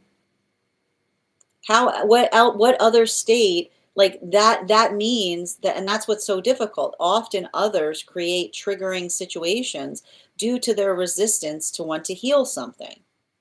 You know, this is why we talk about like this is what we talk about with like, it's good to talk about it. It doesn't feel good to talk about it. The reason we say it's good to talk about it is when the minute you talk about something, you clear the air. You know, like just get out with it, you know, just get out with it. And I feel like there's something here between you and another person that need to have a little bit of an out with it moment, you know?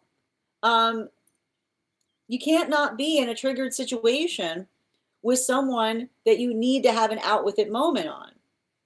Because especially if it's a space by which you know another person owes you an apology, you know? And that's like this is what often happens with familial situations, because, and this is what happens, like the difference between friends and family, because when you have these situations with friends, you stop speaking to someone again, right? You're like, I don't have to talk to you anymore. You know what I mean? Like, but with family, it's not that simple. And I see, you know, I feel like there's something in relationality. I keep on hearing you walk into a room and there's an air of mystery about you. You know, I feel like I just keep on seeing when we are highly sensitive, we can pick up on the fact that we've been the topic of conversation before we even step foot in a room. You know, you can smell it in the wind, right? And there's nothing more frustrating than, I keep on hearing, it's not just that, but I almost feel like I see a situation where you're picking up the remnants. Like you're picking up the remnants of others' conversation, is what I keep on getting. You know? It's not, and I'm getting a little like, oh, don't stop on account of me. Like, I almost have this kind of energy around you. Like if you walk in the room, you know, and it's quiet in the room, you being like, oh, don't stop what you were saying on account of me. What would, like, Why did it get so quiet in here? You know? But I feel like, and I want to point this out,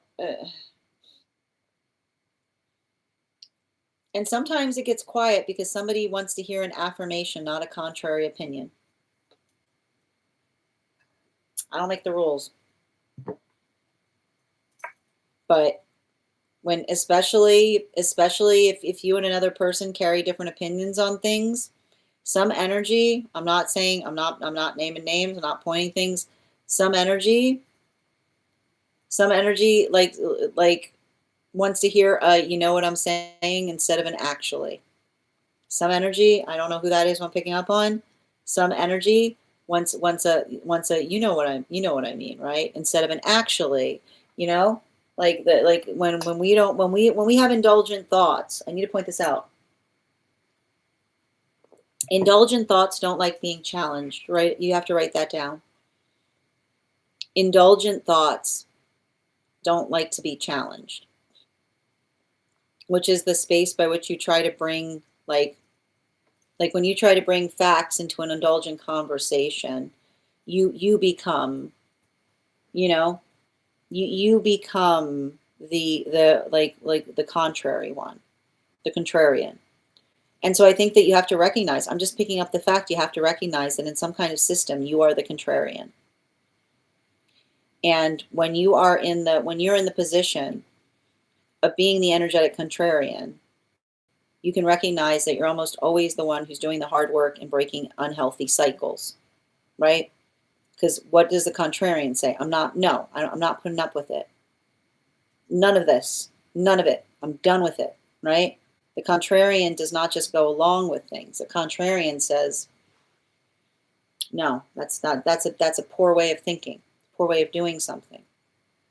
But often the problem with being the contrarian is that it gets very quiet when you're doing the work of breaking those energetic cycles. And so I feel like that space by which you have to recognize that others don't see you as breaking cycles, they see you as contrary. Why do you have to be like that? Why you gotta make problems where problems don't exist, right? It was the difference between it's always been like this versus it doesn't have to be, right? You know, is literally the space by which we stop we stop doing things, right? And it's actually reminding me, like I saw a comic before I came into this live, and then the comic was basically, it was a Calvin and Hobbes comic, and what was it between the mother and the son? The mother said to Calvin, it could be worse, and Calvin shouts back, it could be a lot better too. It could be a lot better too. And so the observation, I feel like that is what I kind of see in the energy that happens when you walk into a room in some capacity there, right? Like the energy that's like being like, that's not looking, like it's not looking towards what should improve, but just being grateful that it's not worse is like like that's the thing about it. Like that is the song, the song to rock bottom, right? The song to rock bottom is the song that says it could be worse versus why does it have to be like this? This is what I keep on hearing. So and I feel like the question that you asked, and now I've got kind of one of your guides stepping up, because you definitely have a guide helping you with this. Because I keep on getting that the guide is helping you with the like your tendency to overly internalize things. You asked if you're discerning trauma projections, spirit messages from higher self awareness. I mean, those are different things. And the answer is yes. The thing you have to understand is that, and it's interesting too, because, and I just need to stress this, when we're working with guides that are helping us with boundaries, sometimes sometimes the fact that we have a hard time discerning is the point of the guide. It is the point of the guide, is what I'm getting. Like this particular guide that I'm picking up on is there to be like, which one is it? Like, it's like the fact that you are like, that is what they're here to help you with, right? Because I keep on hearing, and the way that you can effectively have assistance with that, and it feels very much in proportion to what we were reading for. It's not too much to ask if it's reciprocal. If something that you're asking is something that you would eagerly give another person, it's not too much to ask. And secondly, right, you're not projecting your standards. The way you can determine if a standard is a trauma in disguise is why you can explain why it's there. The thing you ask a standard to determine if it is a trauma or not is, why are you standing there? Right? Because a standard will say, I am standing here for a very specific reason. This is why it's important. Trauma will be like, because it feels good to stand here. Like it'll be that energy that pushes back and be like, I didn't do anything. Like, it's the ubiquitous standard that doesn't necessarily have logic attached to it. So keep that in mind. And as long as you're doing that work, I feel like the fact that you identified, the fact that you're having a hard time discerning, like the guide's like, yeah, it's hard, right? It's requiring you to have to trust what's it requiring you to do, right? The guide I see picking up around you is a guide that's literally here to help you learn how to trust your judgment more. So I want you to remember that. Even if I keep on hearing, if you're having a hard time figuring it out, I keep on getting the message. I'm saying, remember, they're there to help you learn to trust your judgment, which is not the space by which, it's a space by which you feel confident in being able to discern what is yours to work on versus what is another's. Bottom of the deck on this reading. Yeah, there you go. You see? Like, and I wouldn't be surprised if you're, if I feel like it's interesting because I see you being like, I keep on hearing you say to yourself, what if I was wrong about that? And I keep on hearing this guide going, what if you were right? And I almost hear the energy going, when have you proved yourself wrong? I keep on hearing, when have you been wrong about something? Right? It's okay to say that you've been, like, again, we're all like, if you got a terrible track record, I hear the guy going, if you've got a terrible track record, then that's one thing. But if the modalities by which, here's what I keep on hearing, if you've been having a terrible track record because you haven't been trusting, if you haven't been trusting yourself, if you've been going against yourself, they're saying, was that actually you being wrong about something, or was that not trusting what you knew all along? Thank you so much for having that reading with me. It's mine. If this message connected to you as well, it's very common for those who need these messages to be here to experience them. We're doing personal readings right now. The list is closed, but if you'd like to get on for tomorrow, you will be you'll be the first, for Monday, you'll be the first person read for. You'll also an additional card in that reading. And I'm just going to take a moment to read over the comments that came through as I was reading. Yep. Hold on a minute. Field dragon. I like that. A horse is a horse. Yeah. Pasture. Nikki, why are you making things more complicated? Not bothered by that, truly. I saw that. I say that daily. Observe, don't absorb. Yeah. Especially if they refuse to resolve them. Unhealthy confrontation makes the holiday tough. It makes it tough. Yeah. Familial. Amen. It's so much to be. It's been circling too. Yeah. You can smell it. Yeah. Big time to that. Big pick typo. Yeah. Yeah, I get that.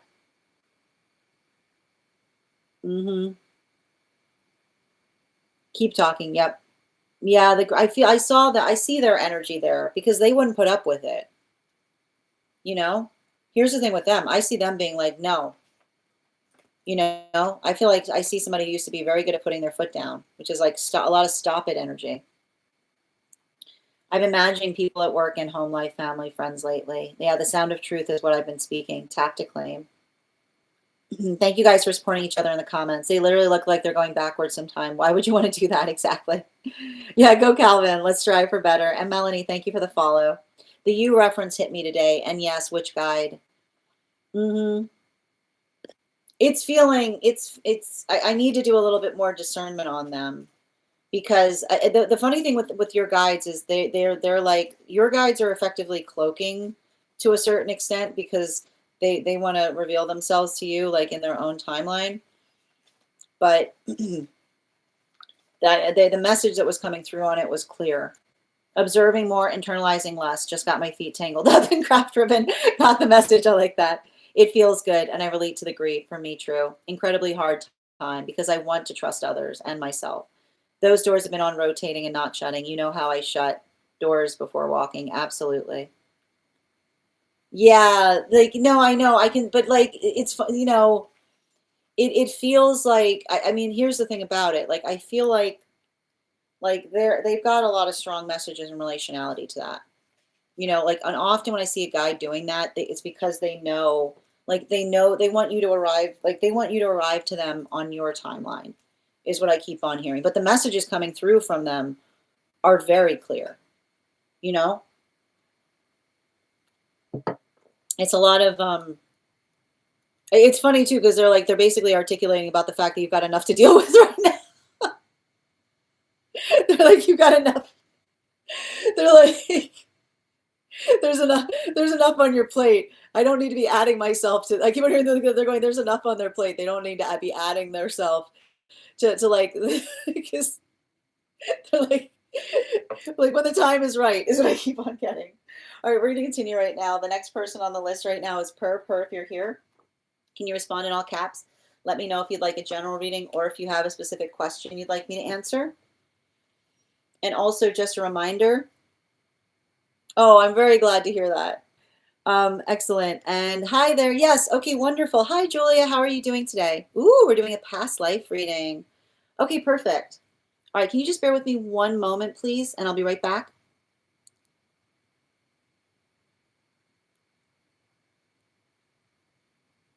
Okay. And thank you for that. All right, so before we continue, let's do an animal intuition check. I've got the animal spirit guide cards here. We're going to count back from 10, and when we get to 1, I'll reveal the card. 10, 9, 8, 7, 6, 5, 4, 3, 2, 1. Seal.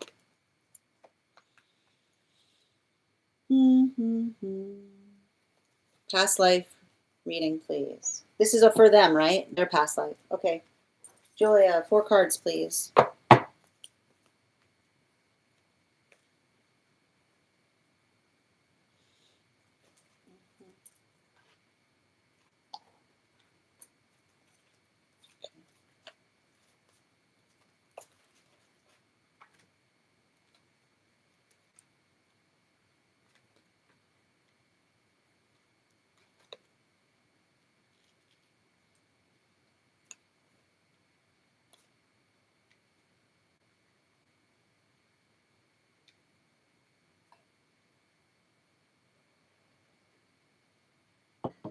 Picking up a lot of warrior energy around someone. This is like this is like heat of battle type of energy.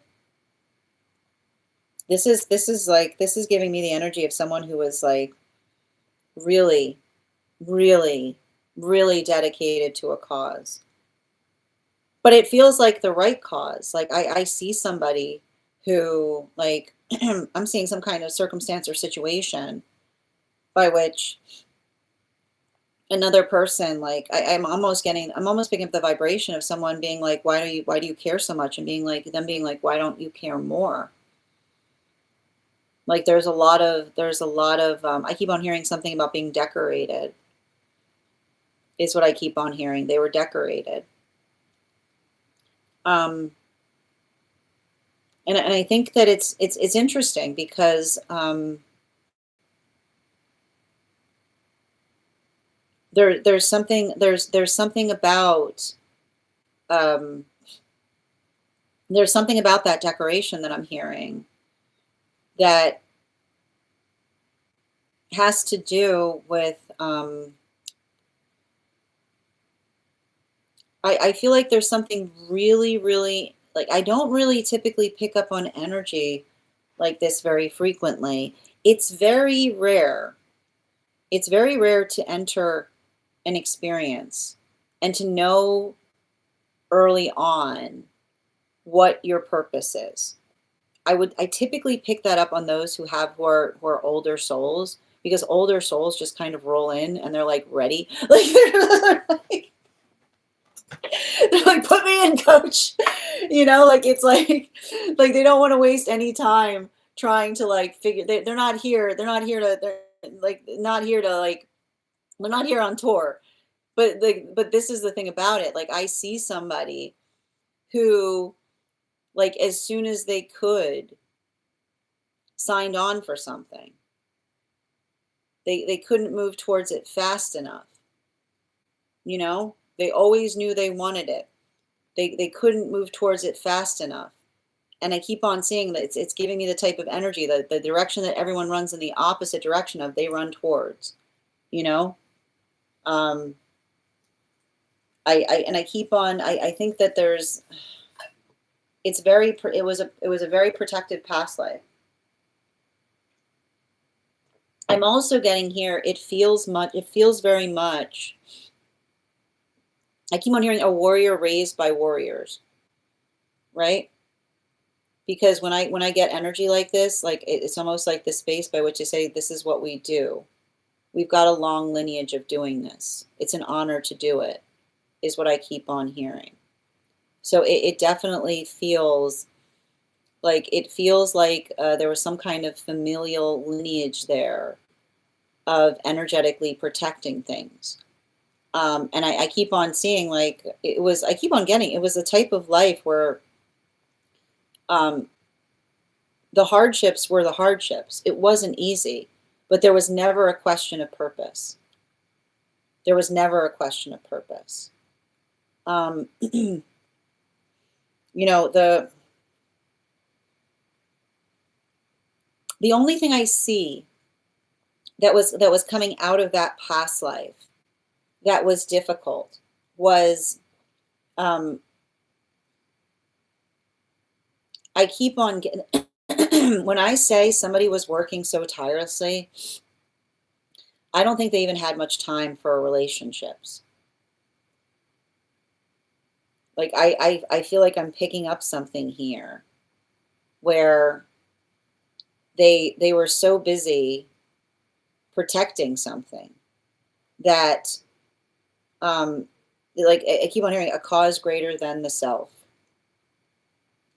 Um like that was the only I feel like that was the only regret I'm picking up, is I feel like there was some kind of question of energetic legacy that I'm picking up upon in terms of their own journey, because it feels to me, it's interesting because like I feel like they had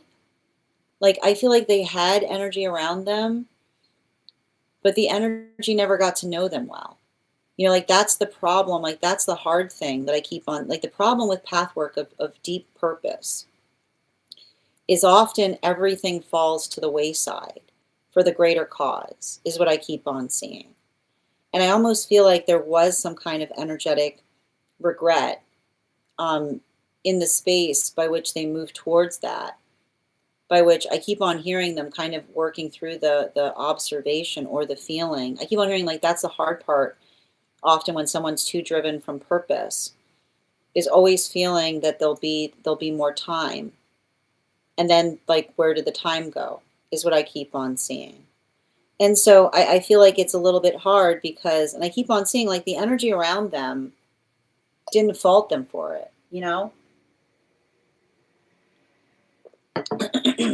they didn't fault them for it, but they didn't know, they weren't very well, I keep on hearing they were well known. I keep on hearing, but they were not well known, is what I keep on getting. You know, like this is when I said highly decorated, there was some kind of renown around somebody. You know, like there's I keep on hearing like somebody being praised for something.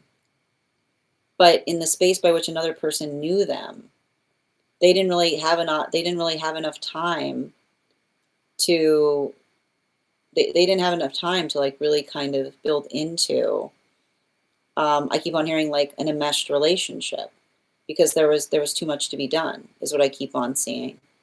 Um, now, and I feel like that would probably this is kind of indicative of what I'm potentially picking up in the present life because I almost feel like there's something about them being here in the present life to help them through building into relationship. And I feel like this present life I see is like learning to learning to navigate purpose and partnership.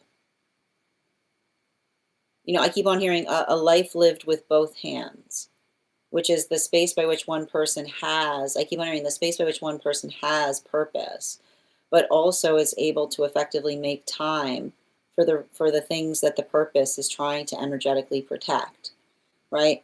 The ability to kind of, it's interesting because it almost feels like the energy was coming here to work towards proportionality in terms of pathwork of purpose, but also in partnership. And in that same way, it is sometimes very, I don't know how to, I want to put this delicately. It's very, it's often common in present life to encounter someone that is embodying the qualities and characteristics of past life. It's almost like I always like to describe it's like the mirror of the past life that sometimes can feel like it's triggering. So I would not be surprised if there's been relationship dynamics with you and relationality to situations where you had to have an argument with someone about the fact that their priority was in the wrong place. Like it's giving me like I feel like there's almost a little like that's how some of that karma was being worked through. Potentially having those experiences by which you had to say to like you may have had to encounter somebody who was really really purpose driven and saying like I almost hear you saying to somebody like what's the point of all that purpose if you don't have time to energetically enjoy something, right? Like what is the like it's almost like you having to be on the other side of that in some way to help you kind of see and experience what that energetically felt like. And I want to stress this is not coming through in any way, shape, or form to try to energetically punish you. I need to stress that that is not what's occurring there. But the observation, I feel like there's some kind of observation of you experiencing that, like early on, is what I keep on seeing. And you like almost reviling from it and being like, I don't want to be like that, is what I keep on hearing. Because I feel like that was a little bit of the continuation point in working through, like I said, I kept on saying like the proportionality.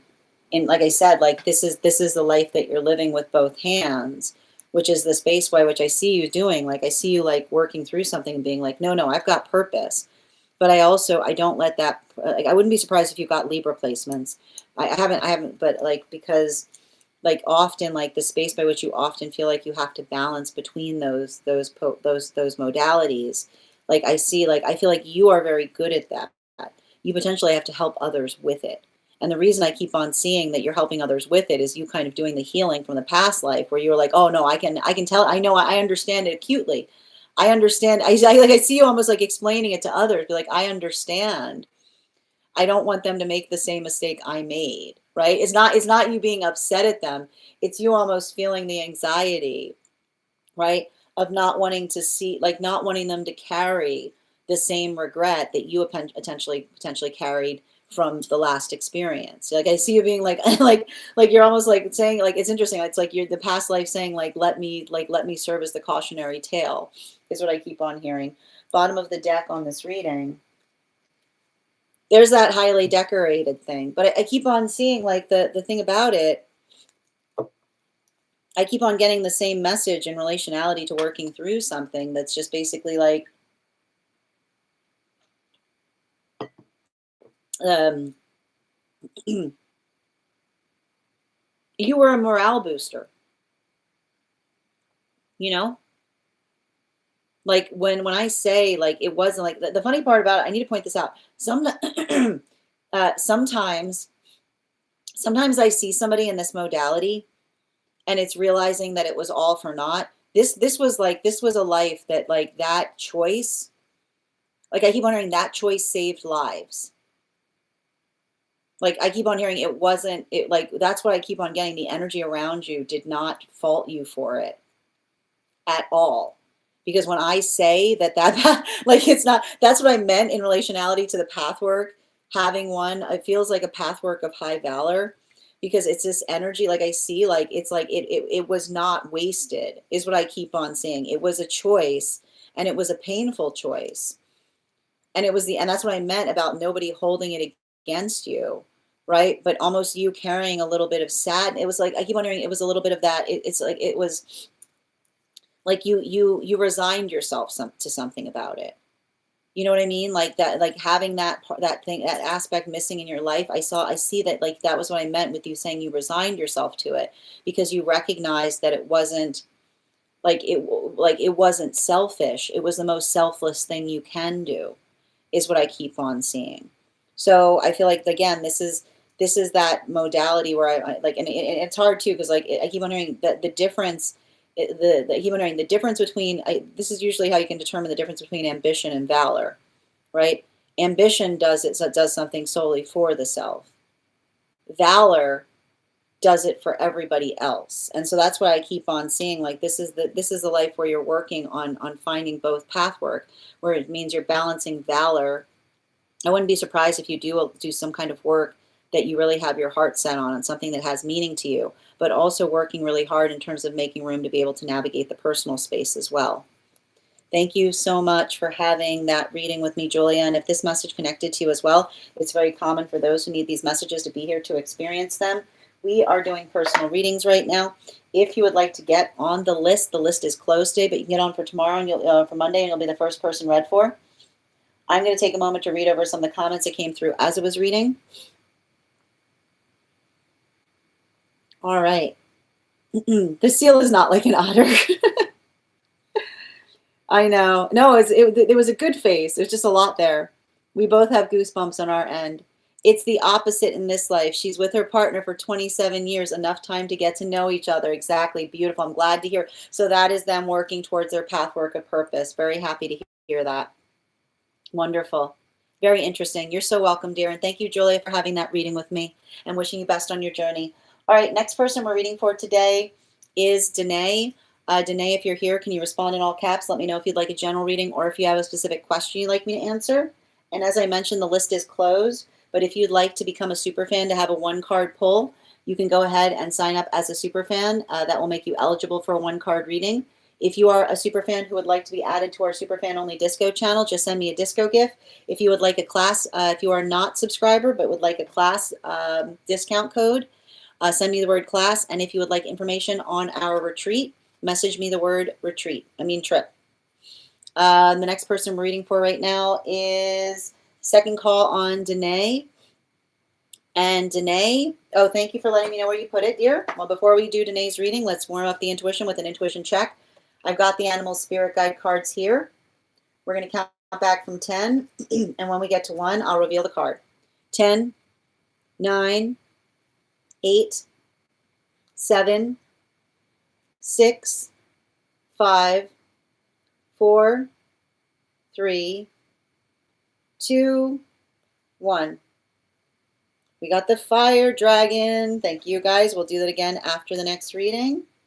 And I'm just pulling up Danae's question.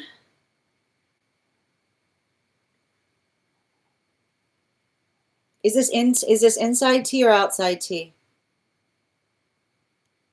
We haven't done one cards yet, Avatar.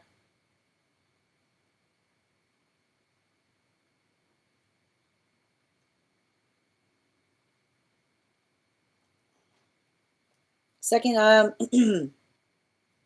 is this inside tea or outside? Okay, thank you. Yep, I figured. I always do that. Okay, so a blast from the past coming back into my life. What is the intentions and coming towards me?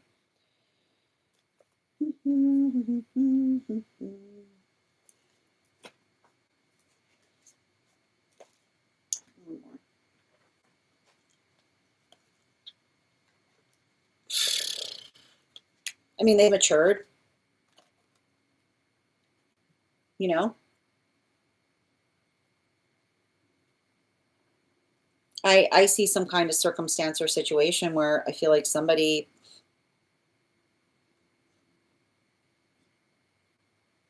you know, I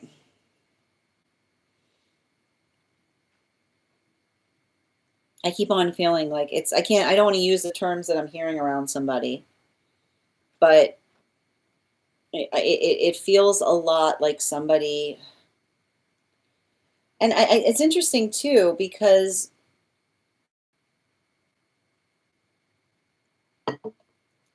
I feel like they've healed from some kind of cynicism, you know? I've got some kind of energy here. Like, I don't know if you used to get in arguments with someone about like the point of things, you know? I feel like I see some kind of situation where you were very purpose driven, you know? And purpose cannot be with lack of purpose, because when we have purpose and another person lacks purpose, it just makes another person feel really insecure, is what I keep on getting. And something that I'm energetically observing here, um,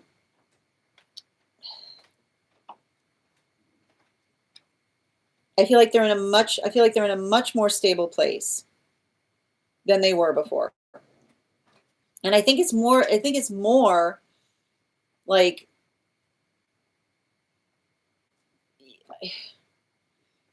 I see somebody that is working now on making better choices, but there's also something about those choices that I think are really important, because um,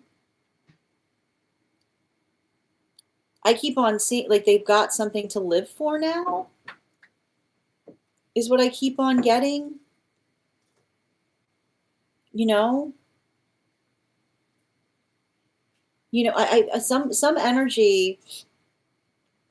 energy can't, I need to point this out, some energy can't like find those modalities or those experiences by which we recognize or identify like what our sense of purpose is. I feel like there's something about this here. I feel like there's something about them coming into some maturation point, that they're starting to understand what it means to energetically take care of things. Because I'm almost getting the energy that like they're starting to understand. I keep wondering, they're starting to understand that a relationship isn't just a place by which you hang out. Is what I don't know if this was an issue about something from the past, like relationships aren't the place that you hang out. They're not a place that you linger. They're a place that you like. They have direction, and so I feel like there's something about them coming into like that maturation point, that they're recalling. I keep wondering, like they're recalling the fact that you had it together when they energetically didn't. The one thing I would say though is, and I want to kind of stress this, make sure like make sure that they're not in the process of like, I keep on hearing like no foot out the door kind of energy. You know what I mean? None of this I'm ready, I'm almost, especially as it relates to like past connections, is what I keep on getting. No leapfrog energy. Like absolutely no leapfrog energy. Nothing here. Like nothing here in relationality to them articulating. Like I keep on hearing, if something has ended, if something is ending, they can come back to you when it has ended, is what I keep on hearing. If something is ending, then they can come back to you just fine when it is ended, is what I keep on getting. Because I do feel like I don't know why I'm picking up about like something about this here. And making sure that you're energetically clear in terms of what, like in terms of what you aspire for and what they aspire for, is what I keep on getting. you know, and this goes for both of you, right? I keep on hearing like absolutely clean territory between the both of you, especially if there were some issues with messiness about this in the past. I need to stress this. Whatever this is I'm picking up on. And usually I keep on hearing the words that you need to say to someone. Is there anyone who thinks they're in a relationship with you? Is what I keep on seeing. Because that ability to kind of work through that, I don't know why this is coming up in some way, but something about being able to make sure that you're not, I keep on hearing that you're not utilized, like there's no escape energy between you and another person. Particularly if this, I keep on hearing, particularly if there was a wound related to this in the past. Bottom of the deck on this reading, I'm gonna kind of say the same thing, right?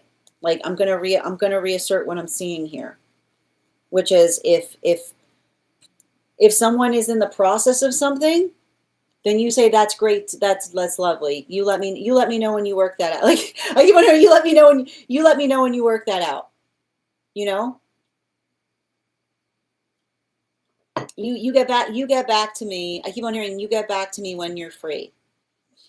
Is what I keep on seeing. And when I hear free, I mean I keep on hearing like we make, I keep on hearing we make energetic choices because we want to make them. We don't look to each other. Like we don't look to each other as creating, like we don't look to each other as creating like new pathways of opportunity to be able to resolve something. I feel like there's something really important about this in terms of what it is that you're like the experience that you're building with something. And especially, I keep wondering, especially if it feels like they're rushing, right? Like I keep on saying, especially if it feels like they're rushing, like especially if it feels like everything is happening very quickly. I keep wondering, as long as they're not moving away from something, you know, and I keep on seeing like, and I just keep on hearing the same message come through. If they're in the process and it's true, then you'll be there on the other side of it, right? Like no messiness in relationality to the direction that they're moving towards. And I keep on hearing, especially if there was some kind of energy that you experienced in the past in relationality to them having cold feet about things. Healthy relationship is always created by someone who can state their business. Healthy relationship is someone who can always state their business. So not just, I keep wondering, not just the fact that they feel attracted to you, but being able to talk to you about what that relationship would look like. Like, what's your ideal relationship? What is that? Tell me the shape of it. Because I see somebody who's like, I feel like I see somebody who's trying to articulate the feeling that they're saying, like, it's always been you.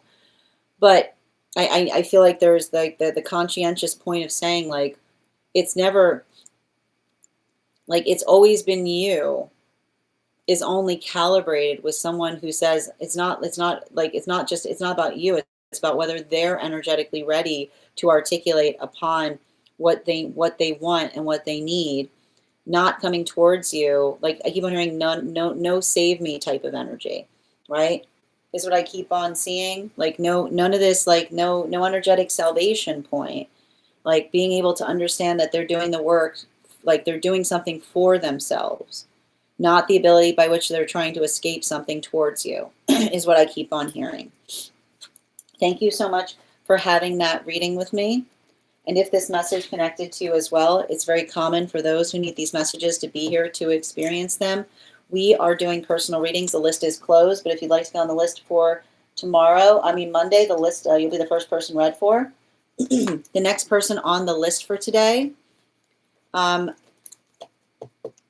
so I'm running a little short on time, and I want to make sure I have time for one card. So I do want to ask if either Nikki or Bibi, you would be comfortable with having your reading on Monday. Just let me know. I might be able to get another one in today. I just want to make sure I'm honoring the one cards before I have to get offline. I'm going to take a minute to read over the comments that came through as I was reading. Okay. And thank you again for having that reading with me, dear. Oh, they're calling you their counterpart. Okay, thank you as well, Fath. I think he needs healing. 1144. He's been saying it's always been me. Thank you for confirmation on what I was reading. Here to listen. How are you doing, Pixie? Oh man, I was thinking a lot about that. I hope these messages help, creative. Thank you, Nikki. I appreciate that. Okay, great. Okay, perfect. Thank you, guys. Is BB still here? Missing. Oh my gosh. Pixie, sending you so much support. Sending you so much support. That is so difficult. All right. If BB has stepped away, we're going to start one card readings for subscribers. If you are a subscriber who would, oh, okay. Thank you, dear. All right, please hold on the one cards. We're doing an interpretation, dream interpretation. And before we begin, let's warm up those intuition muscles with an intuition check. I've got the animal spirit guide cards here. I'm going to count back from 10, and when we get to 1, I will reveal the card. 10, 9, 8, 7, 6, 5, 4, 3, 2, 1. Cat. Thank you guys for participating. We'll do that again after the next reading. I can't imagine. I'm glad that something you're finding here is helping you with that. And I'm sending you so much support on your journey, dear. And thank you guys for supporting each other in the comments. All right, we've got a dream here. BB, is this inside tea or outside tea? Okay. Yep, I've got it. 2 parts. Thank you for, oh, I see it. Okay. Had a dream, me and my partner. Oh, wait, I already read that one. Hold on. I had a dream I was on vacation with my partner and their mother, and some of other family was there. And towards the end of the vacation, my girlfriend and their partner took some substances, but I wasn't exactly sure which. Some of her other family were there as well. She became super weird and distant. We got separated at the resort. When I called her, she wouldn't tell me where she was. We finally meet back up. I started chewing her and her mom out about doing substances and not communicating. And then I asked them to stop at the gas station so that I could get snacks as we're about to head back home. When I went into the gas station, I ran into a childhood friend buying audio equipment that they had on sale. I even helped to make a purchase on the better equipment after that, and then I go and I use the restroom. The bathroom was gross, and once I got in the stall, I saw a bunch of excrement in the facility. I was grossed completely out, and then this guy pops out of the toilet and tries to scare me as I'm using it. Very strange and nasty. I exit the restroom and was informed about a weird guy who likes to play jokes on people by one of the clerks, and there were also 3 girls chasing a car once we started leaving the gas station, trying to fight me and my girlfriend and their mother. So we're literally speeding away, trying to get away from these crazy women before we left the state we were vacationing in. And I was asking my girlfriend's cousin what she took, and I finally found out what it was. As we were leaving, I was still confronting them about utilizing substances, and they're basically acting like I'm overreacting. So my girlfriend's mom proceeds to hand her more of the substances, and she's passing them they're passing them a different kind out as well.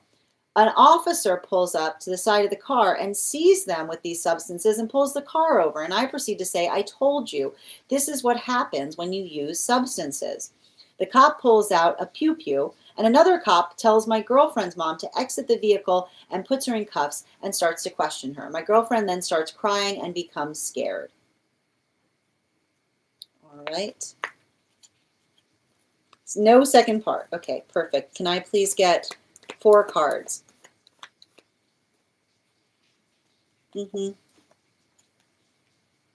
And 1 more, please.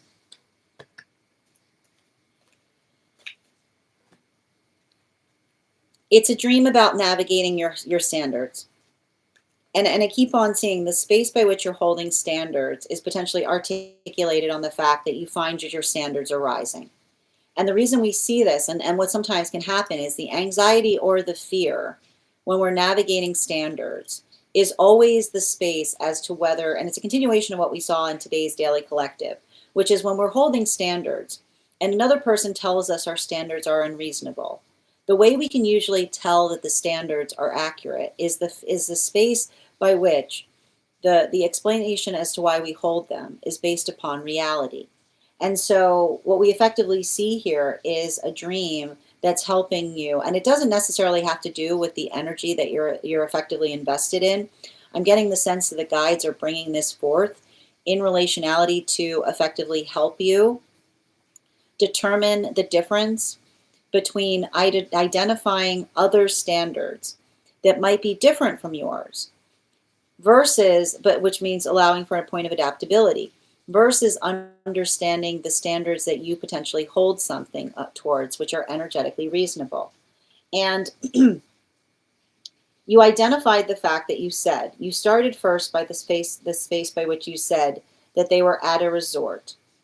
And I need to stress this. You said that when you called them, they wouldn't tell you where they were. And then when you finally met back up, you then found out that they had been utilizing something illicit. Now, I want to point out the anxiety point that we see that potentially is traumatizing or triggering here is not even the fact by which they were doing something, right? It's not the fact that they were doing something, but the fact that you saw that they were acting illicitly towards you in the process of doing it, right? It's not even the fact that there was something happening that you don't necessarily partake in, but the fact that you observed, the fact that their behavior changed, right? That is showing a healthy standard, because you're saying, and that's what you said, you're not acting right. You're doing things that you wouldn't typically do. And what often happens, right? Sometimes this happens, right? When we're around, and this could even be talking to you about experiencing trauma around people whose standards change depending on who they're around, right? The observation of the fact that in the space by which we carry trauma sometimes, it's not the fact by which we feel something, but the space by which we feel when another person gets near somebody, they become unrecognizable. So in a way, you're potentially working through the anxiety point of another person, working through experiences in the past where you may have felt that shift or that worry about someone potentially changing, right, in the space of being around another person. And so that's why you articulated, right, and that's the space by which you started saying that you were chewing them out, and you communicated to them that you weren't effectively okay with it. But it was, I keep on saying, it wasn't the fact that they were doing something that you didn't do that wasn't okay. It was the fact that you could tell that it was changing the way that they were treating you, right? And so this is effectively you kind of working through the standards and identifying the standard, right? The standard that isn't a trauma response, because you can explain why, right? You can explain how it's effectively, like you're observing and explaining how it's energetically affecting you. Now, then you moved into the space by which you talked about the gas station. You ran into a childhood friend who was buying audio equipment there that they had on sale. And you even helped them make the purchase on better equipment. But then after that, you had to use the restroom. Now, this is talking about the space by which, again, and this is actually a continuation of the last stream we did for you, because it's the observation of the fact that when we're living a good life, our standards tend to, what do they tend to do, right? The standards tend to rise. And what's interesting about this is the observation that you said that you met a friend at a gas station. It almost gives the observation that this might have been something that you were energetically comfortable with. A past version of the self was potentially okay with something, right? But what happens in the gas station is you go into the back of it and you're disgusted by what you find there, right? So the observation of effectively seeing, and it's funny too, because even as I'm reading for it, like my throat chakra is getting blocked.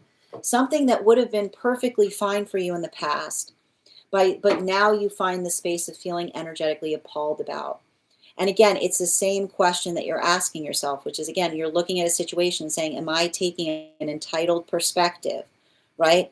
Am I operating in the space by which another person is navigating need instead of choice? And again, the guides show you the fact that you're not, because what do you find in the gas station?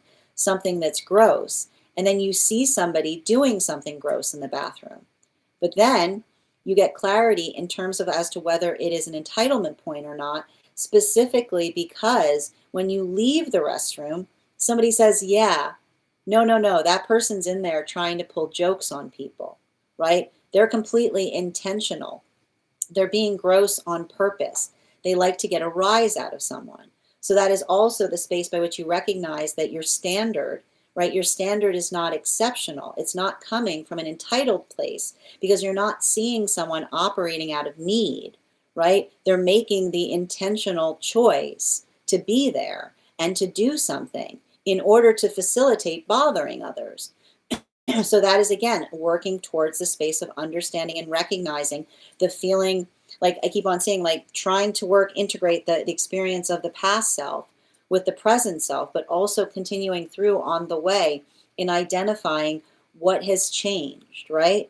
Now, this brings us to the fact that we get back to the car. And what do we find again in the car? We find that you've got the representation of the guide showing someone that you care about. And what are they doing? They're doing something that they know is not something that you're comfortable with. But again, the way that we ascertain the difference between a standard and the trauma that is hiding as disguised as standard is the space by which it's energetically reasonable to hold it. And what happens? There's a repercussion, right? You get pulled over, you get arrested. So it shows the fact that it wasn't unreasonable to hold that standard because there was a very tangible fear that you were trying to avoid that then came to fruition because someone else did not listen to respect the standard that you were trying to articulate. So the whole dream is basically helping you, right? It's a guide dream that's basically helping you to determine and facilitate what feels reasonable versus what feels overly standardized. So the ability, and in all three tiers of the dream, we see examples. We see perfect reasons as to why the standard was reasonable but all different ways, right? In the first one, it was the observation of saying, it's not the fact that you're doing something, but I can see the fact that you're treating me differently in the space, you're becoming someone else in the space that you do it. The second one being the space of you not feeling entitled, feeling a little bit of anxiety about something that you used to be comfortable with, particularly if you recognize the difference between someone operating from a place of need, something they can't help, versus something that they're choosing. And the third being the identification point of a standard that you were laying down, not just for you, but for the protection of others around the self. Bottom of the deck on the reading right now. Yeah, and again, this is effectively like they're giving you like the three tiers, as it were, of being able to build into the point of understanding the difference between a real standard versus an indulgent standard.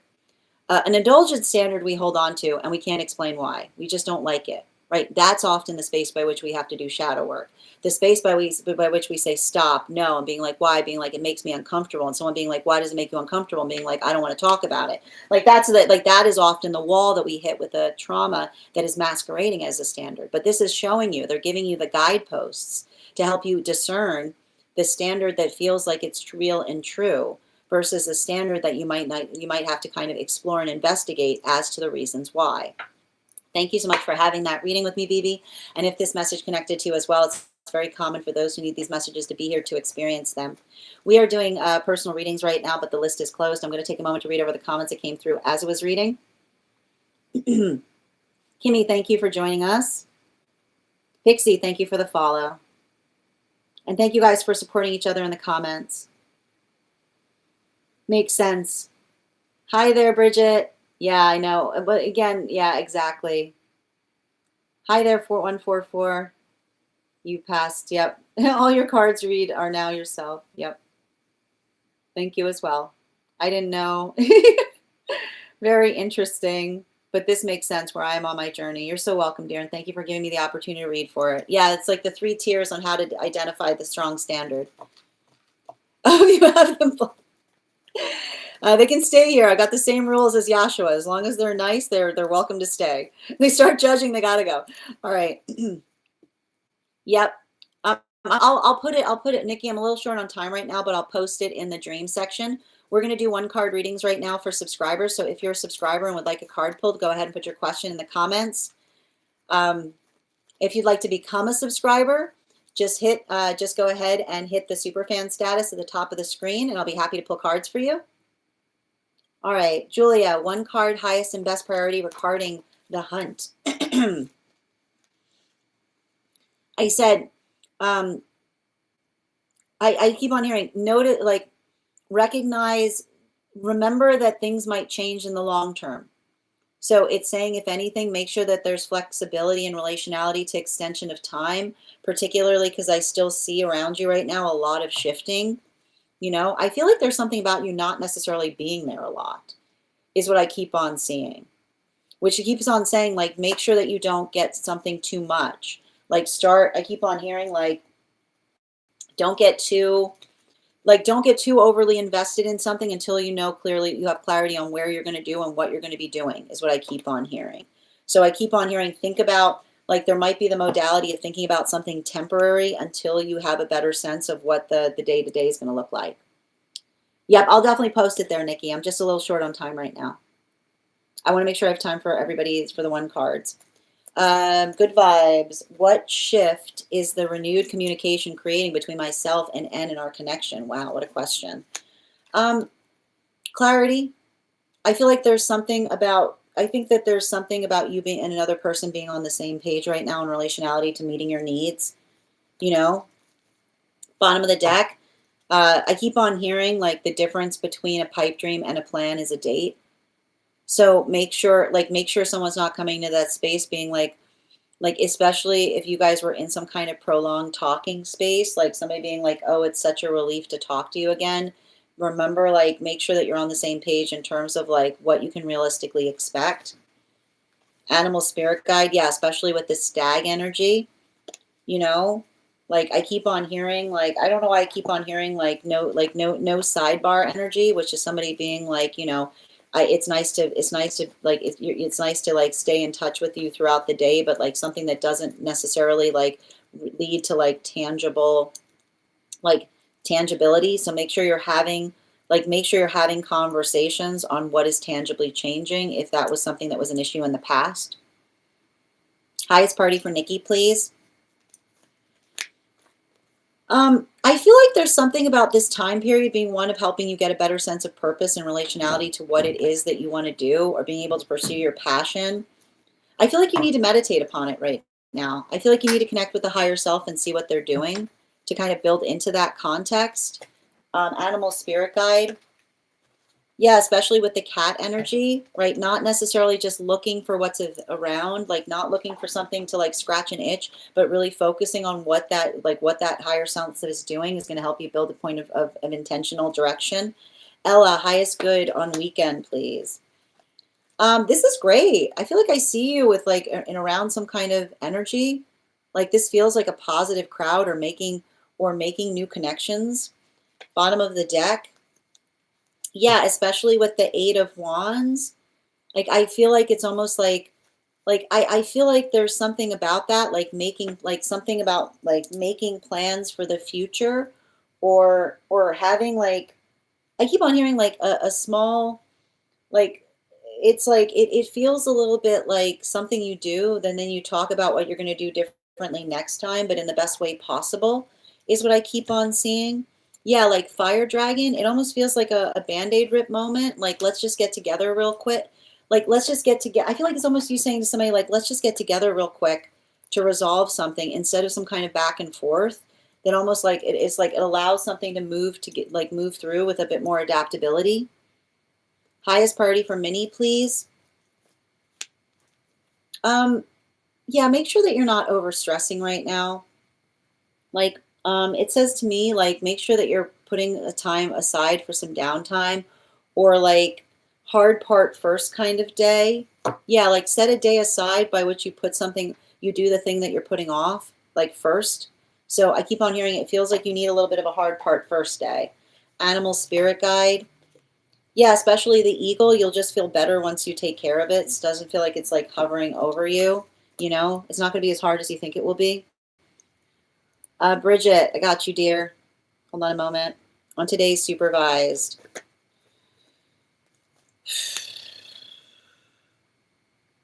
I feel like I keep on hearing uneventful. Um, and I think in a way, I feel like somebody picked up on the fact that like, I feel like in a way it relieved tension for them too, is what I keep on seeing. I feel like somebody could tell, like somebody could feel the tension in the air, you know?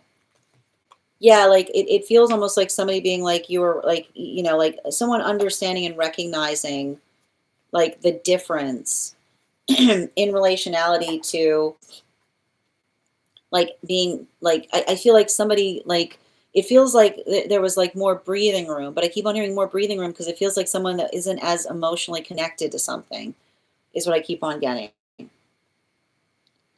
I feel like again, I don't know why. I don't know if you've spoken to someone about it or you're talking to another person about the fact that like it's not something that you want. Like it says to me, like I keep wondering, like the fact that I don't know if there's an endpoint in the horizon here, is what I keep on seeing. Like something that feels like it's an easement. Yep. You're so welcome. Good. Avatar, one card, highest priority. Ooh, okay. On one. Yeah, I feel like there's a little bit of like, it feels to me like it's going to take you a little time to kind of get back into the swing of something. So I feel like recognize like something that's changed in the interim, bottom of the deck. Yeah, like there's something about locationality is what I see, you know? Do you have the space for it or looking for some kind of space around something? Animal spirit guide. Yeah, like don't be hasty in finding a location. I keep on hearing like this is you browsing. Don't like be like I keep on hearing like tell people that you're exploring, not committing. You're welcome, dear. All right, final card for anyone who is a subscriber who has not had a card pulled.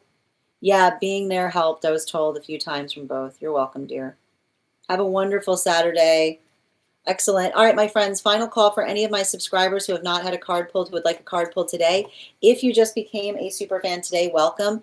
I would encourage you to head over to our superfan only disco channel and introduce yourself to the collective.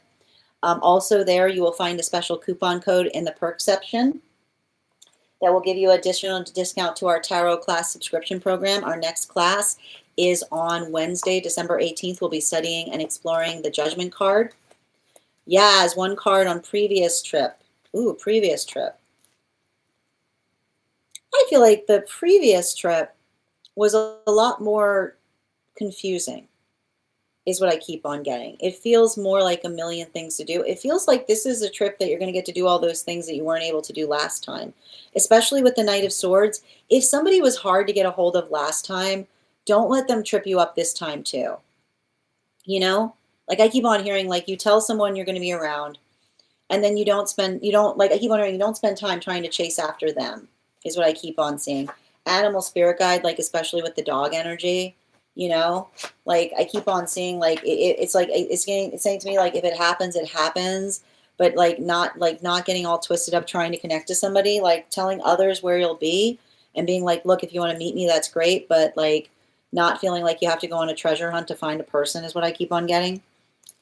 All right, and again, oh, and yeah, because like again, like I feel like there's something about that, like someone prioritizing, the fact that you don't have a lot of time.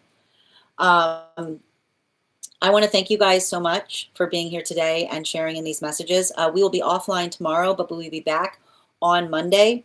If you would like to be notified as to when I've gone live, you can go over to my profile and turn on notifications. You can also register directly for the event on Monday. I would also, if you're interested in learning more, if you are not a subscriber who would like a coupon to our class, message me the word class. And if you'd like to learn more about our trip, message me the word trip. I want to thank you guys so much for being here today and sharing in these messages. Huge thank you to my followers, old and new. Thank you for being here and sharing your afternoon with me. Huge thank you to my subscribers. Your ongoing support means the absolute world to me, and the biggest thank you to my mods. I hope you guys have an absolutely beautiful day. Please take care of yourselves. Please take care of one another, and we'll do this again tomorrow. Have a great day, everyone.